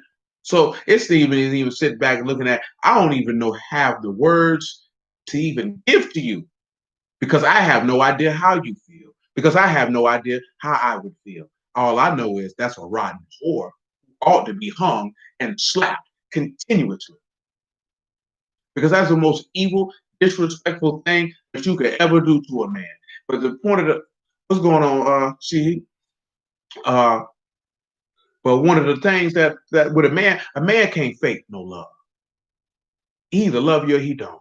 That's not something a nigga can fake, because it's not in the man to do that. Men don't fake. You know if a man love you or not. It's evident. He can't fake it. This man ain't walking around acting like he love a woman for 3, 4, 5, 10 years for what? What does he have to gain from doing that? He doesn't have anything to gain. He has nothing to gain. A woman has something to gain of feigning love to another man. A man might feign love to another man in order to get close to him, to get something from him and then take his life. Now that happens a lot. But a man can love with a woman, that doesn't happen. I've already told you that. Ain't no man playing no game and no role, faking to be something he's not for no 2-3 years for no woman. A woman will play whatever position and role she feels she needs to play in order to get what she wants. This is something that you just know from living. You don't know that from living and being around women. You ain't never gonna know it. Now, see, fortunately for me, we had different experiences, so we're buying into the fantasy world. Women are sugar and spice and everything nice was just not a reality. It's just not something that we believed because we saw different. We knew that that wasn't the case. We knew that that wasn't the case. That's it. As simple as that. It's nothing other than that. Some people bought into the fantasy of the world, and they believe that. And people bring that in and manifesting that towards Yahuwah. But if you know Yahuwah and you know that word, then you already know, man, ain't nobody really faking. It seems like they faking, but it's only seems fake because we're living in a fantasy world of not wanting to see things for what they are. Because there's always chinks and cracks in the armor that an individual don't love this man like they say they do. But we just choose to ignore it for whatever reason. But wickedness proceeds from the wicked because everybody doesn't want to lay down and honor witness. Everybody don't want to mortify their members. Everybody doesn't want to be subdued. Everybody does not want to be consumed. Everybody doesn't want that. And that's what it is. You know what I'm talking about? That's just what it is. And it's not changing. Because he said to lay him down in that grave in honor. See, remember what we read the other day in John chapter 12, he that honor me, my Father will honor. It's an honor to lay down in that grave. When you do it for Elohim, why is it an honor? We read it in John 17 the other day. He said, I will give me the honor that I had with you before in the foundation of the world. Because that honor for you to lay down in that grave gives you the honor to be called a son of the living Elohim, to be born again and manifested and conformed into his image, to manifest the life and ruach of the living Elohim, that the angels in heaven might rejoice at a soul who has repented and received everlasting salvation. Nevertheless, back to Psalm chapter 7. So let Elohim be esteemed. Let that be known. 7 and 6. Arise, O Yahuwah, in your anger. Lift up yourself because of the rage of my enemies. Awake for me to judgment that you have commanded.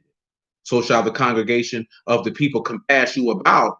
For their sakes, therefore, return you on high. Yahuwah shall judge the people. Judge me, O Yahuwah, according to my righteousness, according to mine integrity that is in me. Of course, you know what integrity is. That's tongue, the innocence, integrity, the completeness. Child me, judge me according to the covenant of the Ruach, the covenant of Shalom, the reward. Judge me according to that. Oh, let the wickedness of the wicked come to an end, but establish the just. For the righteous Elohim try the hearts and the reins. See, and there we go. And there we go. See, he gonna try your heart and your rein. He got to see what's in there. Y'all remember trial, Lacan, to examine. See, a lot of people don't want the sun to come separate you unto life. In order for the sun to separate you unto life, you got to examine and see what's in there. See, pause. 2 Corinthians chapter 12. And this is on general principle. Oh, y'all bear with me. My thighs, my quads are hurting on these hard behind stools.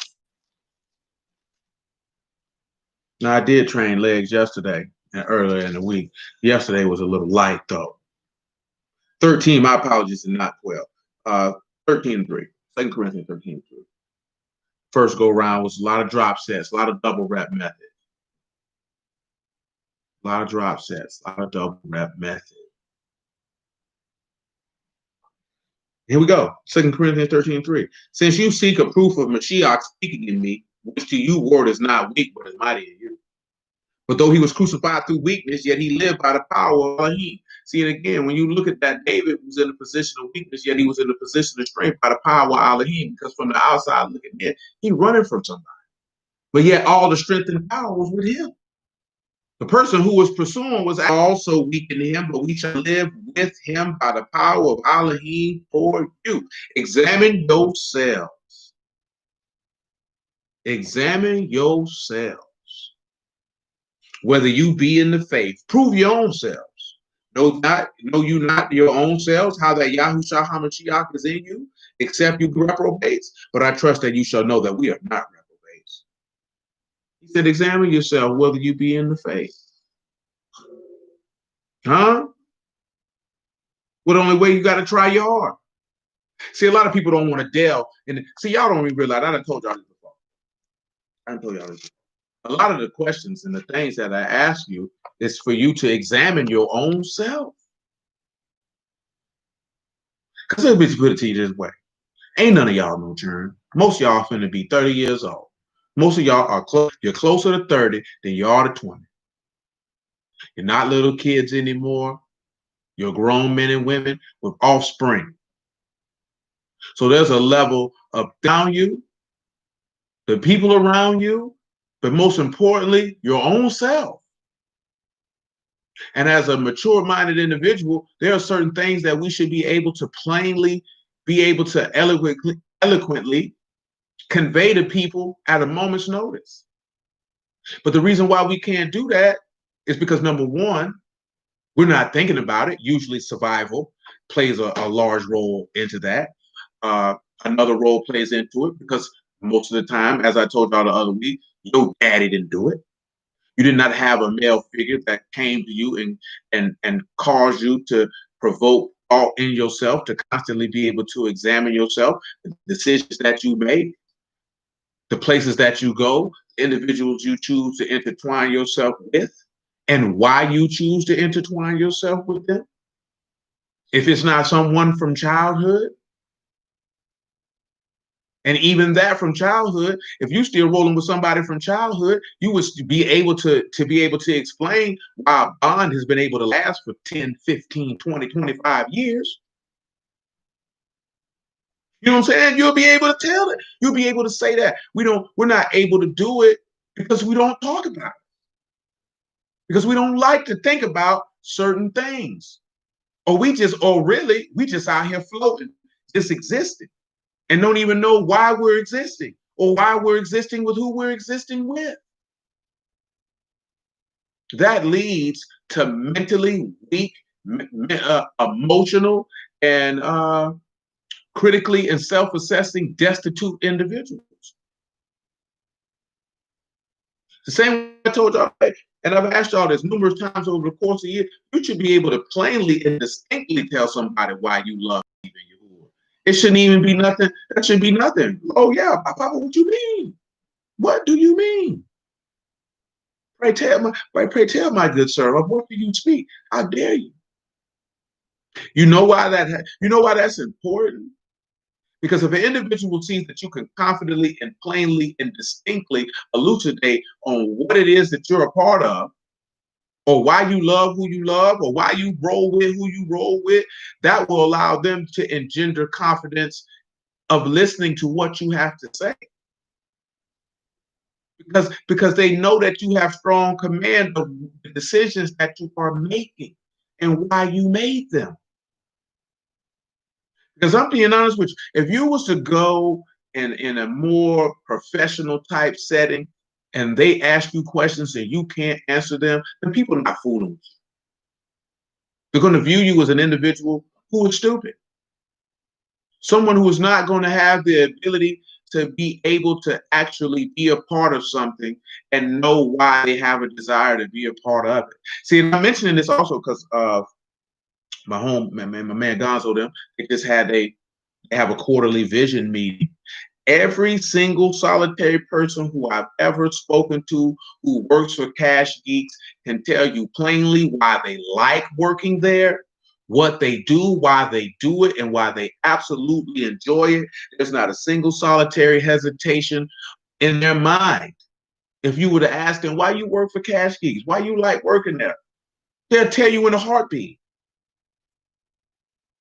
If you go talk to Gonzo or Don and say, why do you love wholesaling? The men will talk your ear off about that.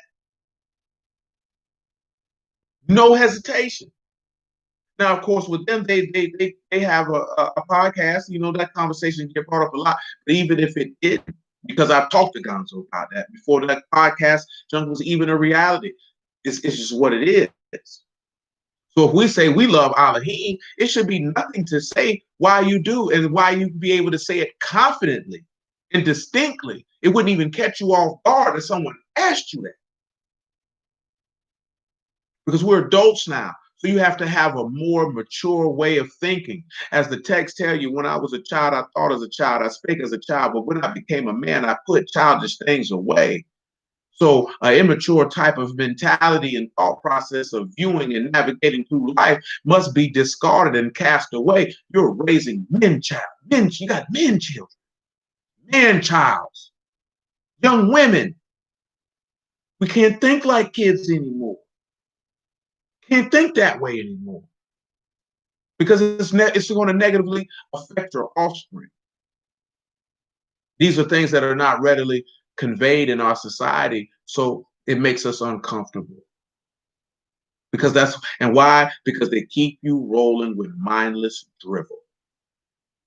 Mindless drivel. And that goes back to what I was referring to, because the scribes and Pharisees is drivel. That's why they couldn't understand Yahushua when they see. Now, those who were at the bottom in the most pain, the distressed, and the disconcerted, they understood because they were seeking for someone to relieve the debt. They were seeking for someone to do that, someone to take away the pain and the distress and the vexing of their spirit. They were seeking for someone to take that away. So they say, we will gladly make this man our captain. See, again, that goes back to, because you in the word, because you feel like that's what you got to do. That's what you posed? Because I'm not even talking about posing this question to you. I know most of y'all, your friends and family, pose this question to you. That's the main reason why I ask it. Because I know your friends and family and your coworkers, when you tell them this is what you want, I know them people ask you them questions. And if they ain't asked you, it's in their mind to ask you. How you going to answer them? Because you don't even realize your answer could spring the cure. Your answer could be what Yahuwah will use to open their heart and say, I'd like to know more about your God. But you don't think about it that way because you're selfish. Because you're not thinking about your life and your speech and your ability to stay and with meekness, the hope in you, to draw an individual to the man whom you say you have hope in. You don't even realize that. You don't even realize that. See, when you do it from the heart and out of joy, because of a desire and love for Elohim, you could talk about this man continue. There's no question that anyone could ask you about your Elohim that you would not be able to convey with a level of joy and confidence that an individual would even think a person even had. And why am I mentioning this? Because you should see that every time you read one of David's Psalms. Do you not see the confidence and plainness of speech of how he speaks of the man of whom he loves and whom he serves and whom he rejoices in and whom he sets his trust in? Does that not radiate off the page? Nevertheless, back to Psalm chapter 7 and 10. He said, my defense is of Elohim, which saved the upright in heart. Elohim judged the righteous. Elohim is angry with the wicked every day. He was angry with Saul, and y'all know. If he turned not, he will whet his sword. He had bent his bow and made it ready. He have also prepared him the instruments of death. He ordained his arrows against the persecutors. Let's look at these instruments of death. Nothing, no word of any import. You already know. Behold, he travailed with iniquity, and he have conceived mischief and brought forth falsehood. He made a pit and digged it, and is fall into the ditch which he made. You know this referring, take you back to Judas. His mischief shall return upon his own head, and his violent dealing shall come down upon his own pate. Pate here, everyone, is cold upon his own head. I will praise Yahuwah according to his righteousness, and I will sing the praise to the name of Yahuwah Most High. Well, let's look at that falling upon his head in regards to good old Judas in Matthew chapter 27. Good old Judas. And of course, the same thing happened to Saul because you know that he was killed. See, Again, this man is able to state all of this while the man is talking about how he gonna kill him. Now sit back and think about this here. David is able to express Matthew 27:3. David is able to express his love, trust, and hope in Elohim while the man is telling him how he gonna kill it. Now we don't have none of them problems. Ain't nobody doing that, and none of us. So why we can't do it? Ask yourself that question. Why are we not able to do that? Why do we have a problem with that? Well, we all know why we have a problem with that. Because we live in a very simplistic society. Very, very simplistic society where people just talk for the sake of talking. Matthew 27:3. Then Judas, which he had betrayed, when he saw that he was condemned, repented himself and brought again the 30 pieces of silver to the chief priests and elders, saying, I have sinned and that I have betrayed the innocent blood. And they said, what is that to us? See you to that. And he cast down the pieces of the silver in the temple and departed and went and hanged himself, because the pit that he sought to dig for another man, he fell in that pit. The same way that the pit that Saul sought to dig for David, Saul fell in that same pit. It don't pay. Individual do it anyway. We don't need to look at the story of Nabal and Abigail. Well, we could swing over here to 1 Samuel 26 on general principle and talk about them Ziphites one more time.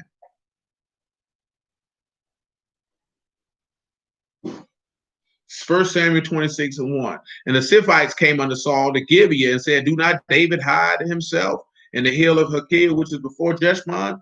Did we read this earlier? And if we did, I'm sorry. We did not. I'm tripping. Then Saul arose and went down to the wilderness of Ziph, having 3,000 men of Yasharal with him to seek David in the wilderness of Ziph. Saul pitched in the hill of Hakal, which is before Jeshimon, by the way.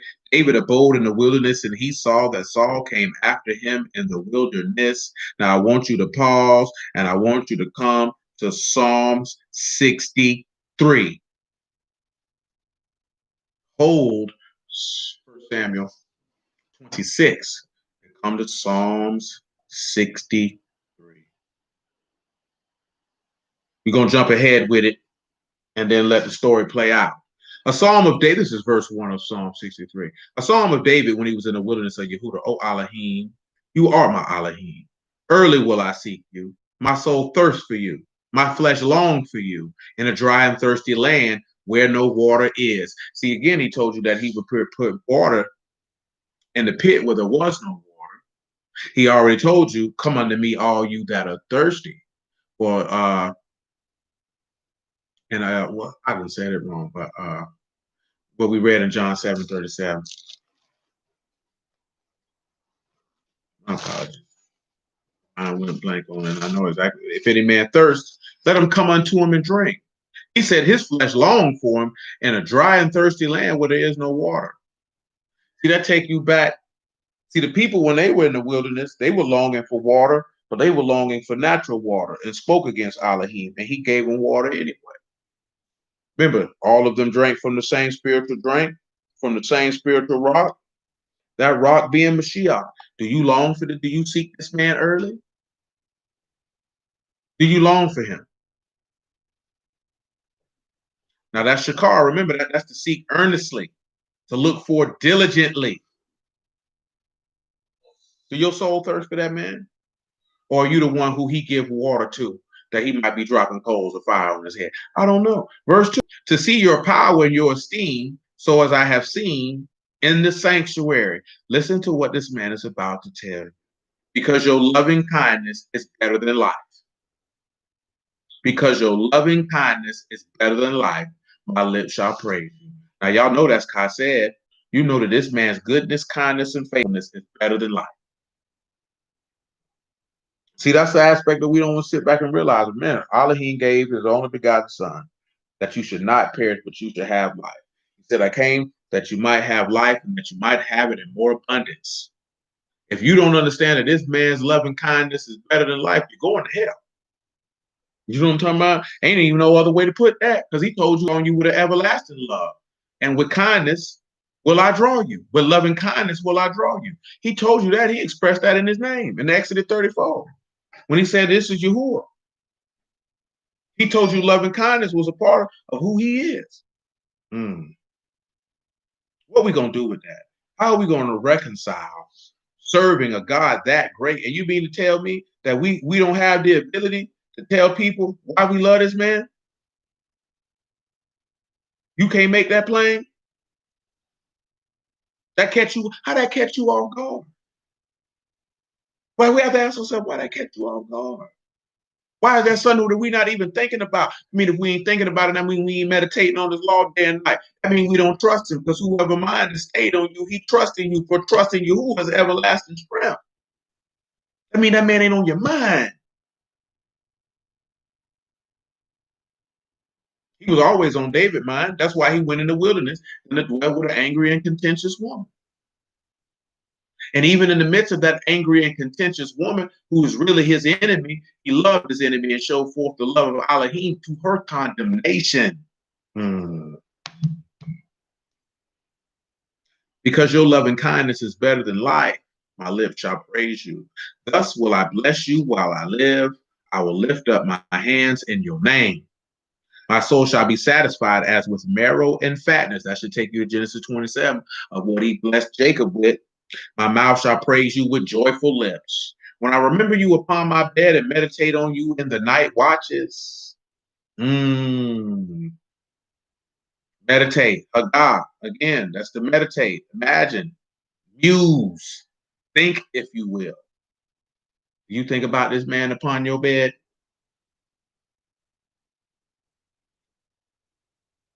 Of course, night watch is just a period of time.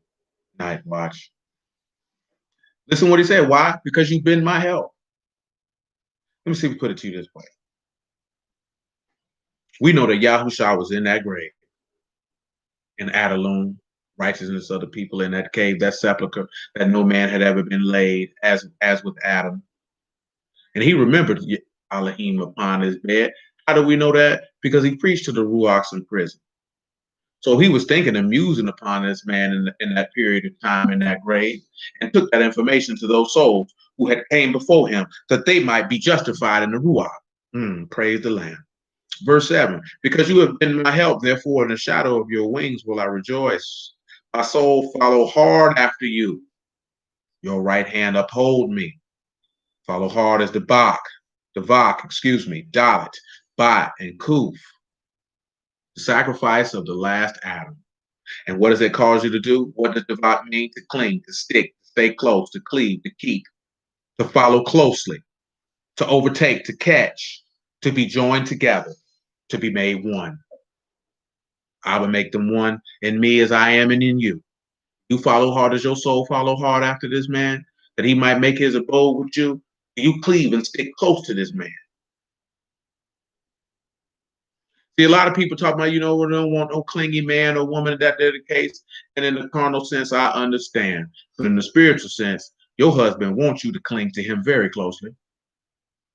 Very, very closely. The closer you are to Elohim, the further away the devil is. The farther you're away from Elohim, the closer the devil can be, because he can attack you and get you at any given time. See, Satan's arm is too short to box with Elohim. So the closer you are to Yahushua, how could he touch you? He could not. That's why he came and say, see, you got hedges of protection, because Job stuck close to you. So there was no way that Hashatan could get to you. The only way that Hashatan could get to you is because Yahuwah allowed it to. See, it's only two ways. Well, let me take that back. It's only three ways, in my personal opinion. This is my personal opinion. I do have text to back some of those things up. But again, these are my personal opinion.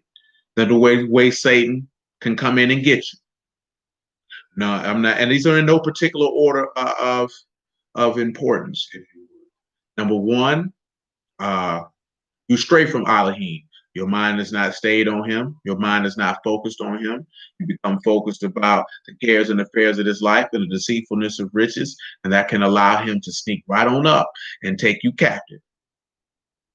Uh, the second one is what I just stated, that Yahuwah will allow Satan to test and examine and prove what's in your heart by taking away that hedge of protection. And the third is your woman, probably the easiest and most commonly used way of the adversary to get to a man to take him down, because women are prone to emotions and Satan is carnal. There's no truth in it. He goes about on his belly. He was cursed to be upon his belly. It means he goes by the seat of his emotions. That's why it's much easier for Satan to manipulate a woman and use a woman for the destruction of a man, because men do not move off of emotions naturally. They are logical and reasonable creatures. Satan knows the love and desire that men have for their women. So it is much easier for Satan to take a man down by using his woman. This is why I told you young men a couple weeks ago, maybe that was last week, because you know my mind bad. I believe it was last week. That's why you got to make sure that your wife's faith is strong. You got to make sure it's strong. If not, she could very well be the cause of your destruction, because your love and care and concern for her will allow yourself to be consumed if you ain't careful. Because most men ain't got enough heart to look at their wife and say, well, baby, you just gonna have to go. Before I go against my God, you're gonna have to go. And I ain't even talking about elements of committing a violation of commandments or statutes or wavering of faith. You know what I'm saying? And that just is what it is. And there's too many examples of that in this text of women taking down men.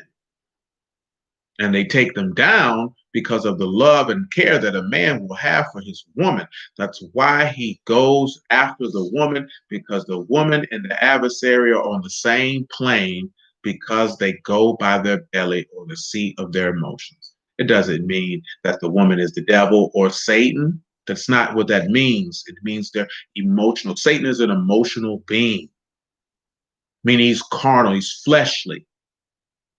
He seeks to fulfill desires and what feels good in the moment. That's why, you know, if you pay attention to that, based off of the things that he offered Yahushua when Yahushua was fasting, because he's thinking, okay, you're in a carnal, emotional state, so you might be more inclined to getting what you want in the moment. You have to pay attention to those type of things. It's not a knock on a woman. That is that's supposed to give impetus to the man to nurture his woman like the text tells you to do. That means if you are one flesh with that woman, that means that that woman should be sticking close to you in order for you to direct and guide her and admonish her when she needs to be admonished.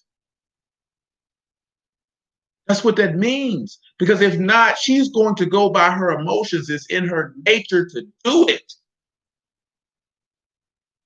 The same way that he tell you the ruach is willing, but the flesh is weak, it is in your nature to seek to fulfill the desires of your flesh. You are no different than that natural born woman as being a servant of Elohim, being that you are in his body and his wife. This is why he told you to watch and pray. Because if you don't stick close to him, then you are going to be privy to your flesh and fulfill it. That's why he told you that. So there is no difference. So I don't want nobody walking around here. He said woman and the devil are equal. You're an idiot. You know what I'm saying? And I'll tell you that to your face, because you're only saying it because you feel like, see, he doesn't like women. No, you don't like your mama, nigga. That's what your problem is.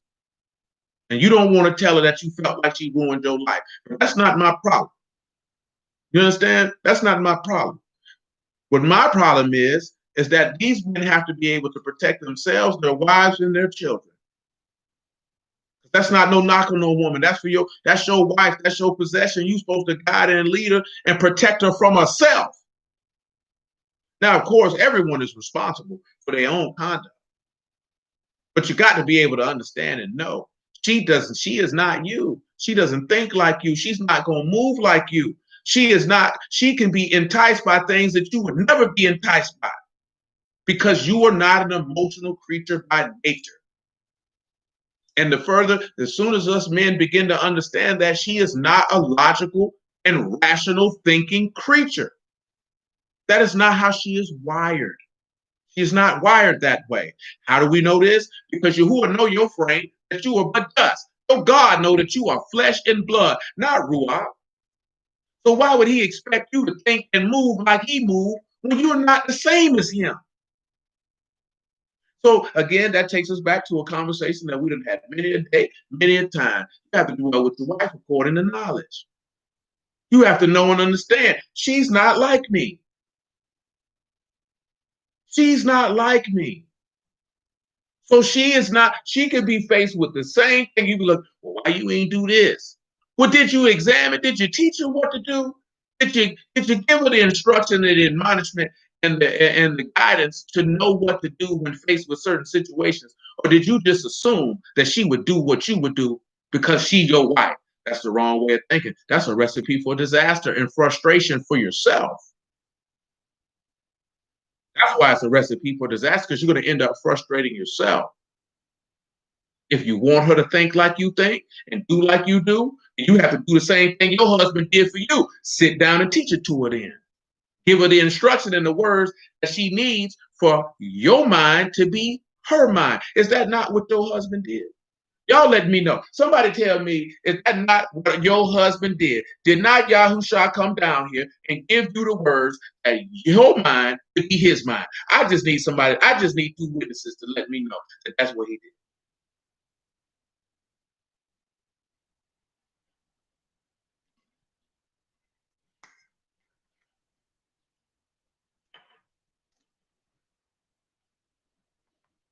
Well, I guess we ain't got no witnesses. I said, move on.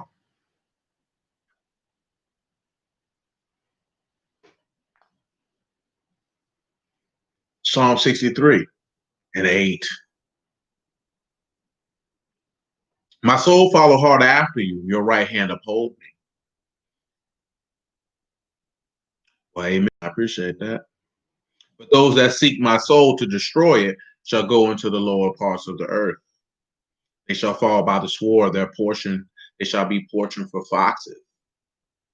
The king shall rejoice in Elohim. Everyone that swear by him shall esteem.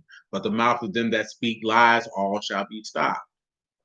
So you have to understand that and know that, man. And don't get me wrong, right? I'm gonna be honest with you. I know you're human beings, you're men. You got jobs. You got things you like to do in your leisure time. You get caught up with this, that, and the third. I get it. I understand it. Nobody is ridiculing anyone for that. But you still got to take the time to do it if you want to. Because you got to, man. Because I'm telling you, they got Solomon, got Samson. I'm telling you, man. Shoot, got Yahushua.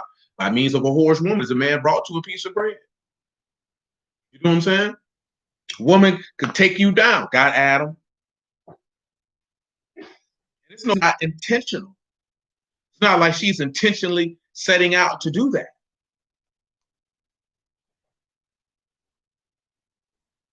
It's not like she's intentionally setting. Some do now because you got some weak women out here. A lot of women, they're not intentionally setting out to do that. They're just enamored by what they believe is going to feel good to them in that moment. The same way that a lot of people, when it comes to sin, male or female, it's not that you intentionally set out to necessarily do that, but you got enamored by your desire in that moment. So you got to have wisdom and understanding to know, because again, I'm going to let it be known, I can't tell you this here. We don't hate women over here for what? That makes no sense. Hate a woman for what? I know dudes be like, they done went through red pill rage. I ain't never been through, had no rage or anger with women a day in my life. I just understand they are what they are and they do what they do. And that's it. And you move accordingly. Same thing with a lot of people, whether it's a man. Hey, man, people are what they are. They're going to do what they're going to do. I just move accordingly. And that's it. Got no time to be walking around here hating and mad with nobody for what? Me being mad or hating someone doesn't affect them. It affects me. So why would I allow something like that to affect me and ruin my day? Have me walk around here. I'm all that you being mad at women. How does that hurt women? That's hurting you, nigga. Something wrong with you. Like I told y'all many a time, man. Like Tightwad told, get your money, man. The women gonna come, but when they come, make sure you pick the right one. At the end of the day, dudes pick wrong. Same reason. Now, a lot of dudes will be more are quicker to acknowledge that they pick wrong than a lot of women are. But at the end of the day, that's what it comes down to. A lot of people pick wrong. And then you want somebody to feel sorry for you and make excuses for you and justify the fact that you picked wrong. If you pick wrong, then you pick wrong. And at the end of the day, the consequences of our choices are the consequences of our choices, and you have to live with that. Ain't nobody gonna feel sorry for you. Ain't nobody gonna do none of that. You think somebody was gonna feel sorry for me because I chose to become a 5-time convicted felon and say, well, that messed up, you can't get no job, it ain't right. Again, that's the fallout of the choices that I made. I have to live with that. I have to live with that. That's not anybody's problem. That doesn't get you a sob story because I could have made a different choice where I have none. Simple as that. As simple as that. There's no way around that. And I've told y'all that before. I done told people that while I was doing it, when I was incarcerated. No, these are the choices that I made. I have to live with that and whatever comes with that. So if I have a difficulty obtaining a place to stay because of a criminal record, that's my fault. I can't be walking around here to end stuff. It won't really because I'm a felon. At the end of the day, I'm asking someone to allow me to dwell in something that they own. How am I going to be mad with them because they choose not to? Because of a choice that I made to cause them to say, I don't want to do that. Because if I had not made those choices and suffered those consequences, then that would not be the end result in that moment. How can you be mad at somebody because they say, I don't want to employ you because you had these felonies? You can't get mad at them because they don't want to allow you to work at their company because of choices that you made that negatively affect you. You have to take that on the chin because that's the decision and choice that you made. See, the problem of what happens with us most of the time, and most people love to throw that term, that I was young and dumb.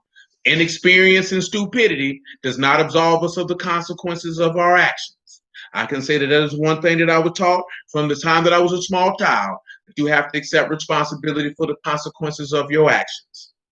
So therefore, I've had that mindset since I can remember, and I can clearly start remembering things at 5 years old. So for 35 plus years, I know full well that I'm going to have to deal with whatever comes from the choices that I have made. So we all have to take that into account because, again, as I was told from a child, that the world does not owe you anything. No one owes you anything. Nothing. No one owes you nothing. Absolutely nothing. People don't owe you compassion. People don't owe you empathy. People don't owe you mercy. People don't owe you understanding. They don't owe you any of that. If an individual extends that, that is an exhibition of their character and the type of person that you're dealing with. They don't owe you that. And that takes us back to what? Yahuwah does not owe you salvation. He does not owe you mercy. He does not owe you grace. He does not owe you kindness. He does not owe you forgiveness. He does not owe you any of that. It is extended because of the type of man that he is. And that's why he says there's forgiveness with him that he might be feared. This is one of the reasons why Saul feared David, because he seen that there was forgiveness with him. That's why he said, well, you're a more righteous man than me. Because now he's already know Yahuwah could be with him. Because if it were me, I'd have killed that. Woo-woo. That's ugly, boy. That's ugly out here on these streets, man. But it is what it is. Back to 1 Samuel chapter 26. See, I thank the Lord in the name of Yahushua for the things that I was given as a child. It crafted my mentality of how I viewed and navigate through life. Period. You know what I'm saying?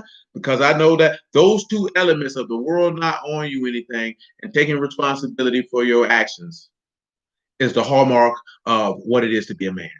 Those are some of the foundational elements of what it is to be a man. That you know that earn it. You have to earn it. You're not entitled to anything. You have to go earn it.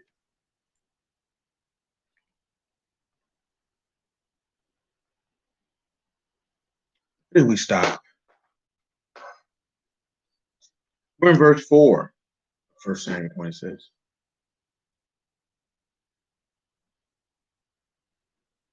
David therefore sent out spies and understood that Saul was come and very deed. David arose and came to the place where Saul had pitched. David beheld the place where Saul lay, Abner the son of Ner, the captain of the host, and Saul lay in the trench, and the people pitched, round about him. Then David answered David and said to Amalek the Hittite and to Abishai the son of Zeruiah, the brother of Joab, saying, who will go down with me to Saul to the camp? Abishai said, I will go down with you. So David and Abishai came to the people by night, and behold, Saul lay sleeping with the trench, and his spear stuck in the ground at his bolster. But Abner and the people lay round about him. Then said Abishai to David, Elohim have delivered your enemy into your hand this day. Now therefore let me smite him, I pray you, with the spear, even to the earth once, and I will not smite him the second time.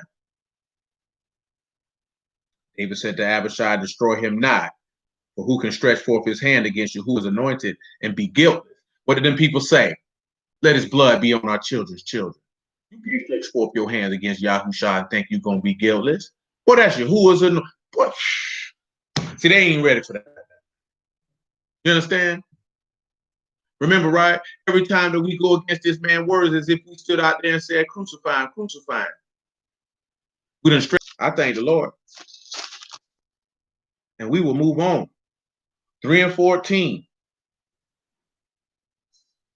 But you denied the Kadash one and the just, and desired a murderer be granted unto you, and killed the Prince of Life, whom Elohim raised from the dead, wherefore we are witnesses. Hold on. Come over here to 1 Corinthians chapter 2. He said we witnesses. After this, man, I think it would have back to Luke 11 one time too, just on general principle too. What I said I was doing. I can't even remember. Oh yeah, 1 Corinthians chapter 2. Praise the Lord.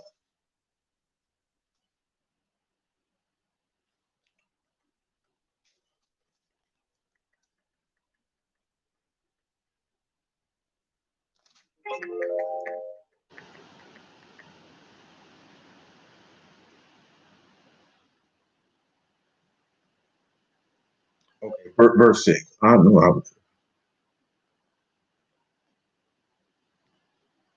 1 Corinthians chapter 2, verse 6.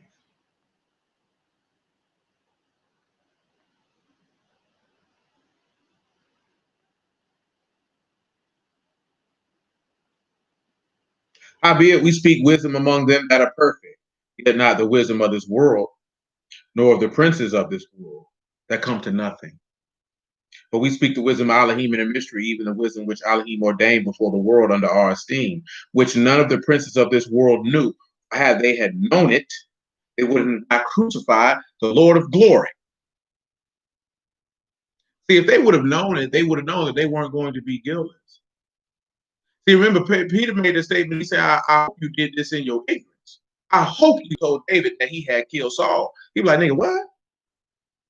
Oh, yeah, we got to get you out of here. You know what I'm talking about? Maybe buddy ain't know what he was doing.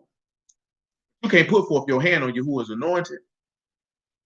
Everybody like to quote that because of church. Touch not my anointed, do my prophets no harm. But again, if you anointed, what you anointed with? Ruach HaKodesh, you better not fool with nobody got this man's spirit in him. That means you're fooling with Mashiach, because that's you who is anointed. You're going to have a problem. You're going to have a problem. What father's not going to stand up on behalf of his son? You're going to have a problem. Nevertheless, verse 10 of 1 Samuel 26, David said, furthermore, as Yahuwah lived, Yahuwah shall smite him. Or his day shall come to die, or he shall descend into battle and perish. Yahuwah forbid that I should stretch forth my hand against Yahuwah's anointed. But I pray you, take you now the spear that is at his bolster and the cruse of water, and let us go. So David took the spear and the cruse of water from Saul's bolster. They got them away. No man saw it, nor knew it, neither awake, for they all were asleep, because a deep sleep from Yahuwah has fallen upon them. Then David went over to the other side and stood up on the top of the hill, afar off, a great space being between them. David cried to the people and to Abner the son of Ner, saying, answer you, not Abner. Abner answered and said, who are you that cry to the king? David said to Abner, are you not a valiant man? Who is like you in Yasharal? Wherefore then have you not kept your lord the king? For there came one of the people in to destroy your king, your lord. The thing is not good that you have done. As Yahuwah live, you are worthy to die, because you have not kept your master, Yahuwah's anointed. And now see where the king's spear is, in the cruse of water that was at his bolster. Now let's look at something real quick, right? Now that's Shamar. Y'all know about it. You ain't observed to keep Yahuwah's, you ain't observed to keep Yahushua in your heart, in your mind. You ain't observed to do that. You ought to die. I'm trying to think, because there's a passage that says the same thing. Never mind. Nevertheless, Yahuwah willing, it'll come to mind. If not, praise Elohim regardless. Saul knew David's voice and said, "Is this the voice of my son David?" David said, "It is my voice, my Lord, O King." He said, "Wherefore do my Lord pursue after his servant? What have I done? What evil is in my hand?" What did Pilate say? Did he not say the same thing? What evil has he done? What has he done? That's why Yahushua was willing to go outside the camp or in the wilderness to suffer, to not dwell with the angels. But if they be the sons of men, cursed be they before Yahuwah. For they have driven me out this day from abiding in the inheritance of Yahuwah, saying, "Go serve other gods." Now therefore let not my blood fall to the earth before the face of Yahuwah, for the king of Yasharal has come out to do you no harm. Because my soul was precious in your eyes this day. Behold, I have played the fool and erred exceedingly. Now should I forgive him? He said, if he sinned against you 7 times in a day, you forgive him. 70 times 7. Every time that Saul repented, when he acknowledged that he sinned, David forgave him. All this stuff in the book, all it's the same word. These dudes just say Yahushua came up with some new stuff because they don't. Wouldn't you see David doing what Yahushua taught the people to do? Because he had a heart after Yahushua to begin with. Nevertheless, Yahuwah rendered to every man his righteousness and his faithfulness, for Yahuwah delivers you into my hand today, but I will not stretch forth my hand against Yahuwah's anointed. And behold, as your life was much set by this day in my eyes, life be much set by in the eyes of Yahuwah, and let him deliver me out of all tribulation. Then Saul said to David, "Blessed be you, my son. David, you shall both do great things, and also shall still prevail." So David went on his way, and Saul returned into his place. Notice that he said he'll do prevail. And you know that would take us to dealing with and the word is you call, the words you know, to prevail, to overcome, to endure, to have power. To take us to Naphtali. He who has prevailed, or he who has overcome.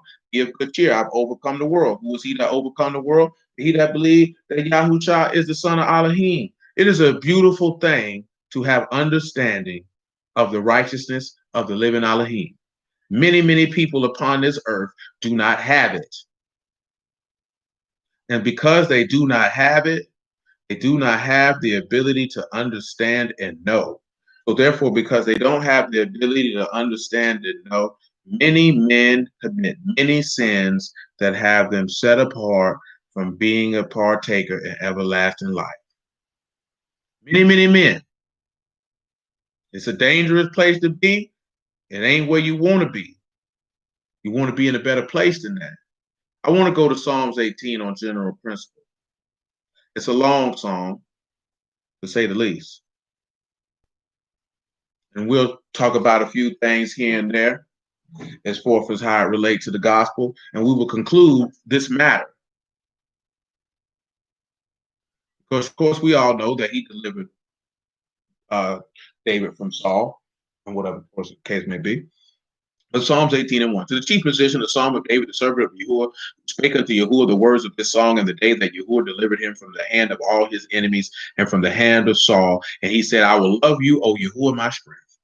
Yahuwah is my rock, my fortress, my deliverer, my Elohim, my strength, in whom I will trust, my buckler, the horn of my salvation, my high tower. I will call upon Yahuwah, who is to be praised. Because it'll say basically to be praised, because there is no who is worthy. I will call upon Yahuwah to be praised, so shall I be saved from my enemies. When we see that Yahushua was on the stake, who did he call?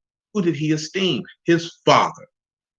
The sorrows of death have compassed me, and the floods of ungodly men made me afraid, because he was exceedingly sorrowful unto death.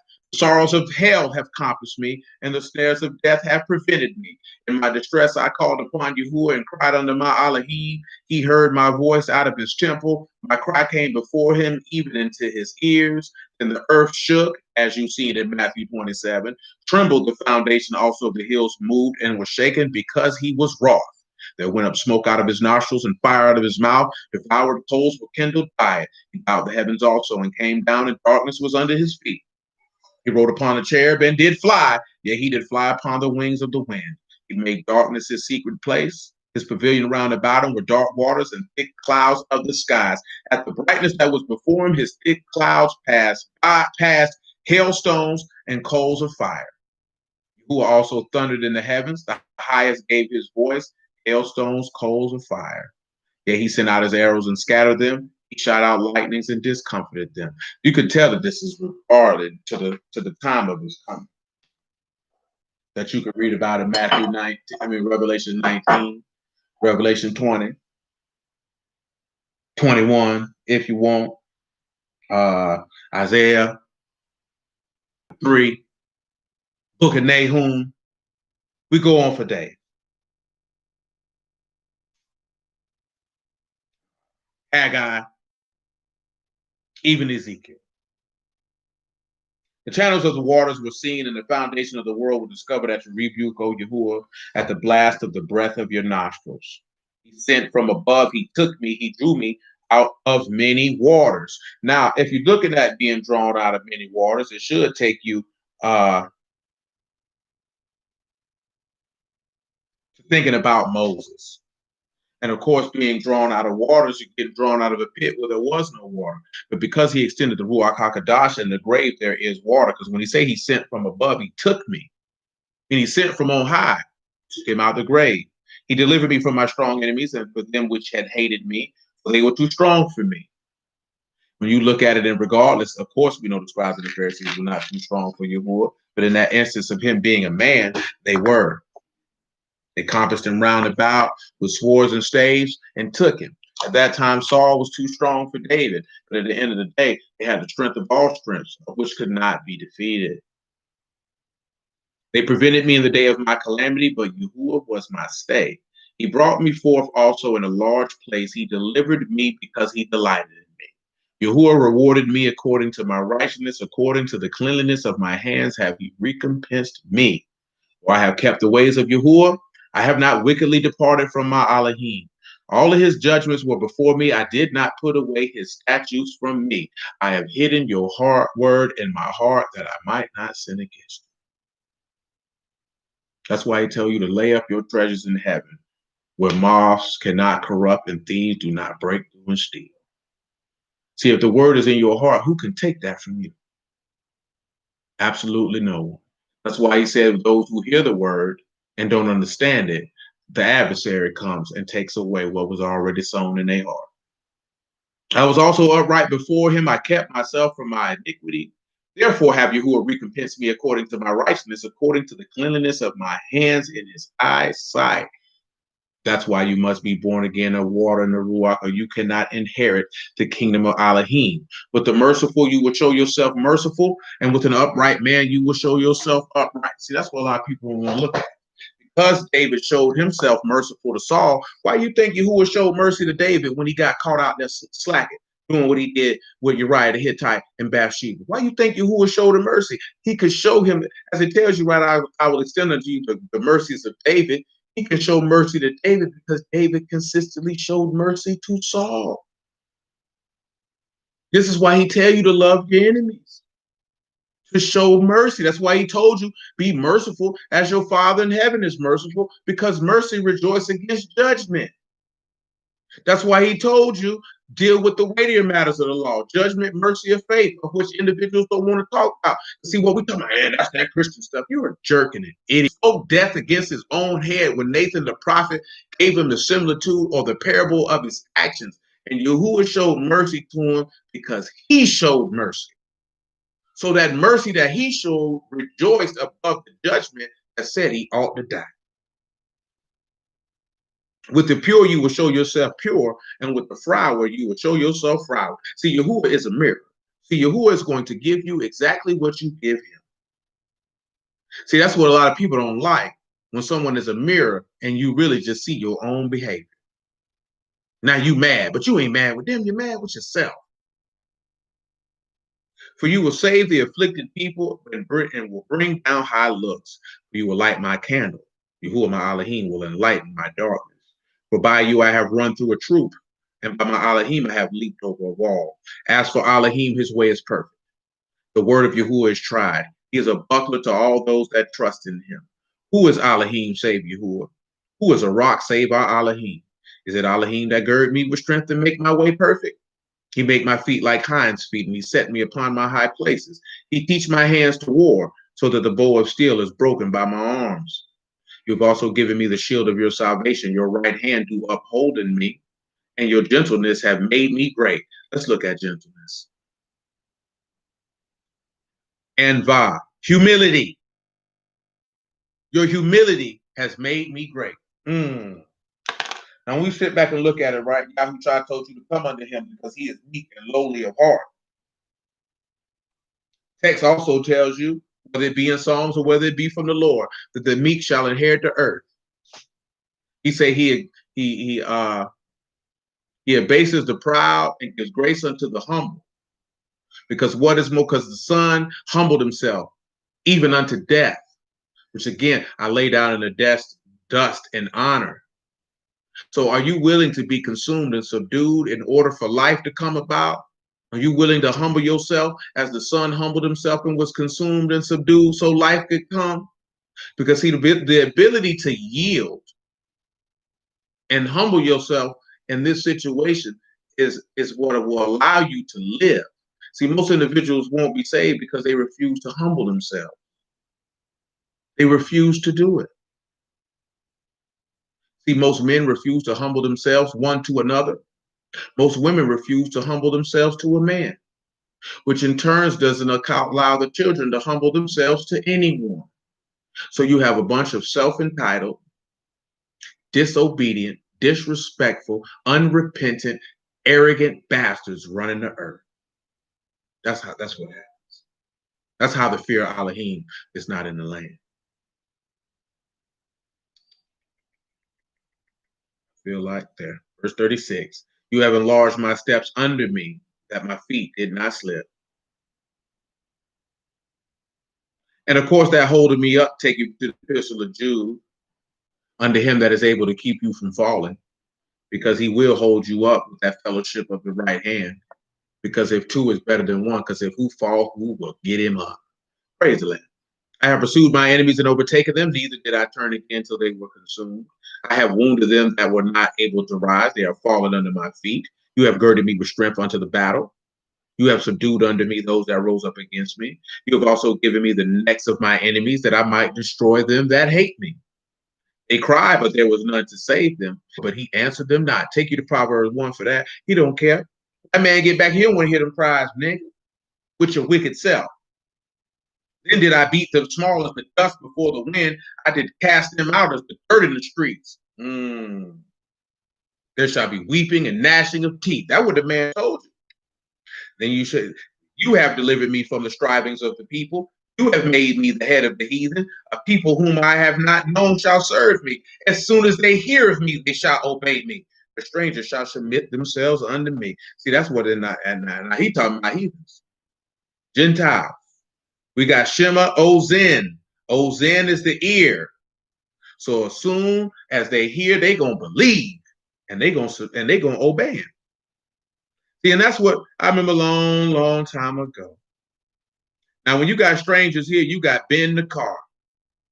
This is what you basically have here. You have Shema, Ozen, Shama, Ben, Nakar, Kakash. When we look at Nakar, of course, you have foreign, alien. So the sons of the alien, as soon as the sons of the alien here, they're going to Kakash. Now, this one here's a little different, because what you have right here is to deceive, to grow, to be lean, to be disappointing, to be untrue. See, not something in my mind. To be insufficient, to be found liars, to deny, to deal falsely, to feign obedience. Now, with that being said, I want to see where your mind's at, everybody.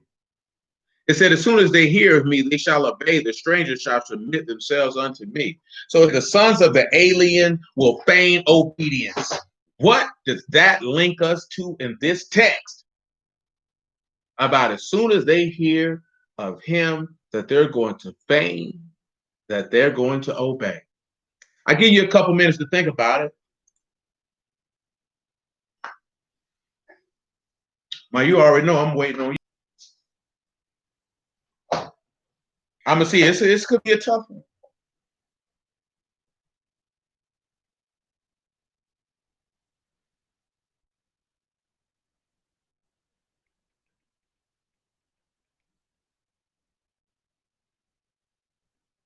I ain't going to lie. This could be a tough one to come back to memory on that one.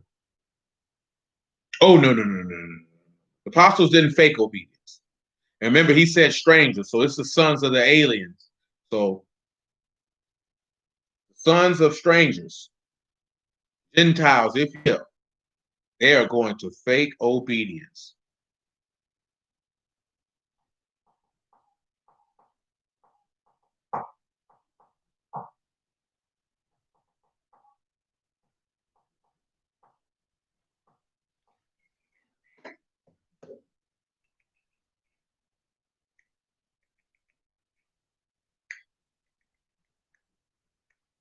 We have 228. I let it go to 229 before we go any further.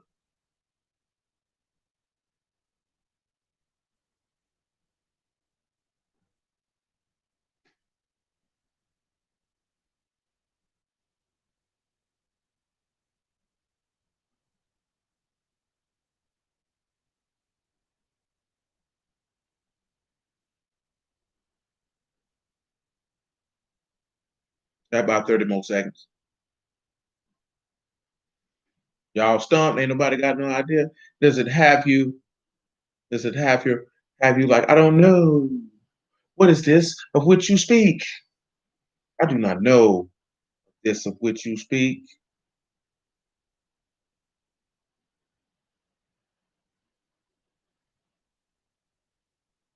Well then.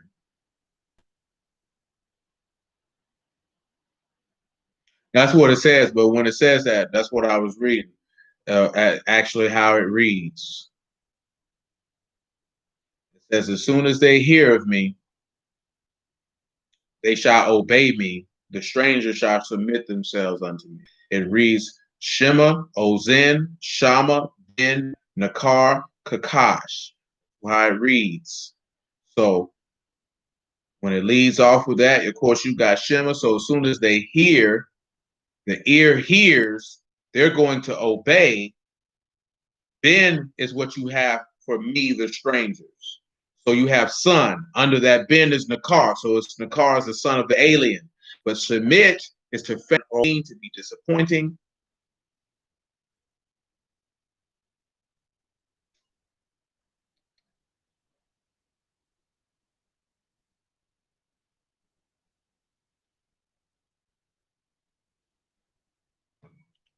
To be untrue, to be insufficient, to be found liars, to lie, to deny, to dissemble, to deal falsely, to cringe, to feign obedience, to deceive, to deny falsely, to act deceptively. So what is this? What is this? This is Ezekiel 37 and Revelation chapter 20. Because Revelation chapter 20 lets you know that the beast, excuse me, not the beast, the serpent, the devil, Satan, will be released from his pit. Come on around here and look at it. Revelation 20. No need to spit it off the top. 20 and 7, if you would. Revelation 20 and 7. And when 1,000 years are expired, Ashatan shall be loosed out of his prison and shall go out to deceive the nations which are in the four quarters of the earth, Gog and Magog, to gather them to battle, the number of whom is the sand of the sea. And they went up to the breadth of the earth and compassed the camp of the saints about in the beloved city, and fire came down from Elohim out of Shamahim and devoured them. Now, you can go read Ezekiel 38 On your own time, because we don't want 37. I misspoke. You can go read Ezekiel 38 in its entirety on your own time. What ends up happening is that the nations of the world will fake obedience as soon as they hear of this man. Listen to what verse 45 tell you. The strangers shall fade away and be afraid out of close places. Now it has been the car again. The son of the alien is going to fade away. That is Naval. That is to be foolish, to be senseless, to regard or treat as foolish, to wither and fall, to sink and drop down, to languish and wither. Come over here to Ezekiel 38 right now, though. Or is it 39?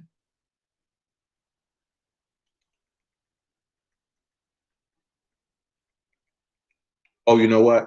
That's Zechariah chapter 14. Zechariah 14. I believe that is Zechariah 14. I desire. And it is.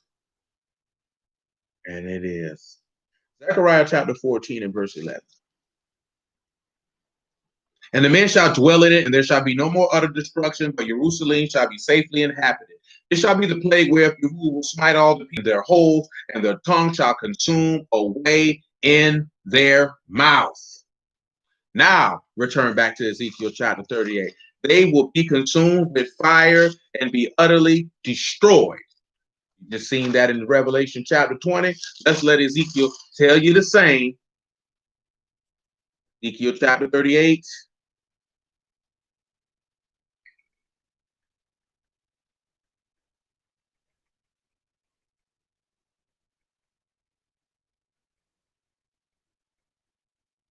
Verse 18.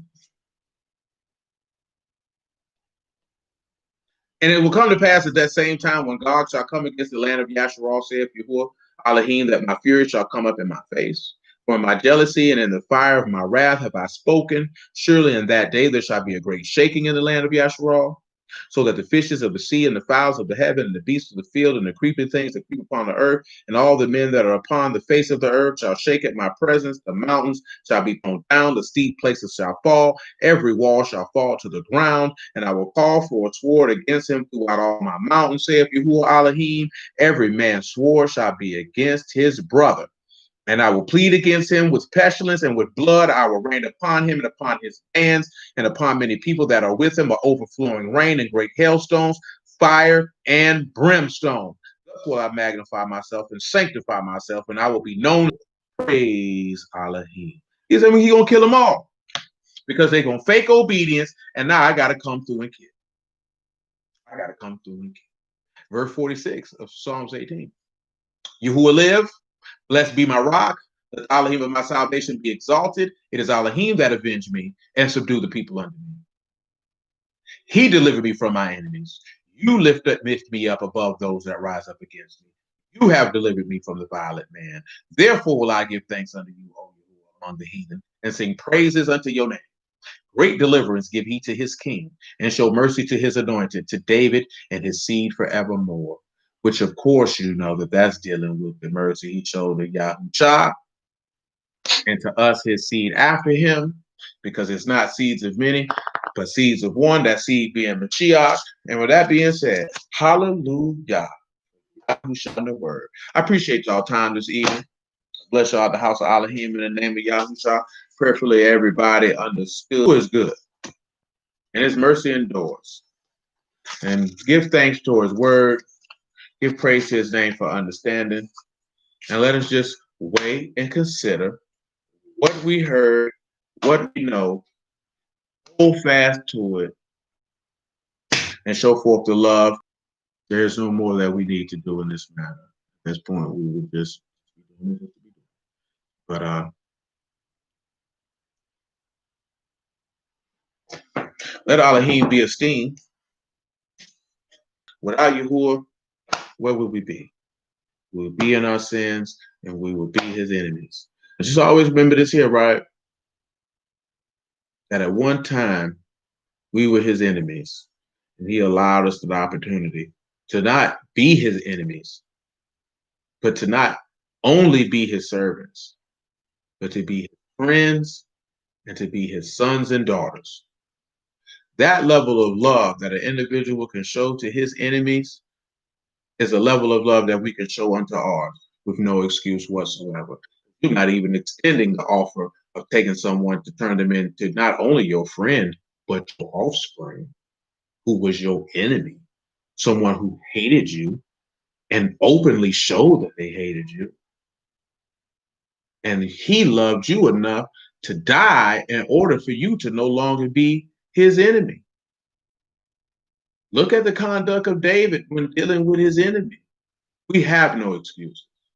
Blessed be the living Elohim in the name of Yahushua. And blessed be y'all in the name of Elohim in the name of Yahushua. And you who are willing, we pick it up on tomorrow, make it do what it do, make it go where it need to go. And until that time, I will bid you adieu.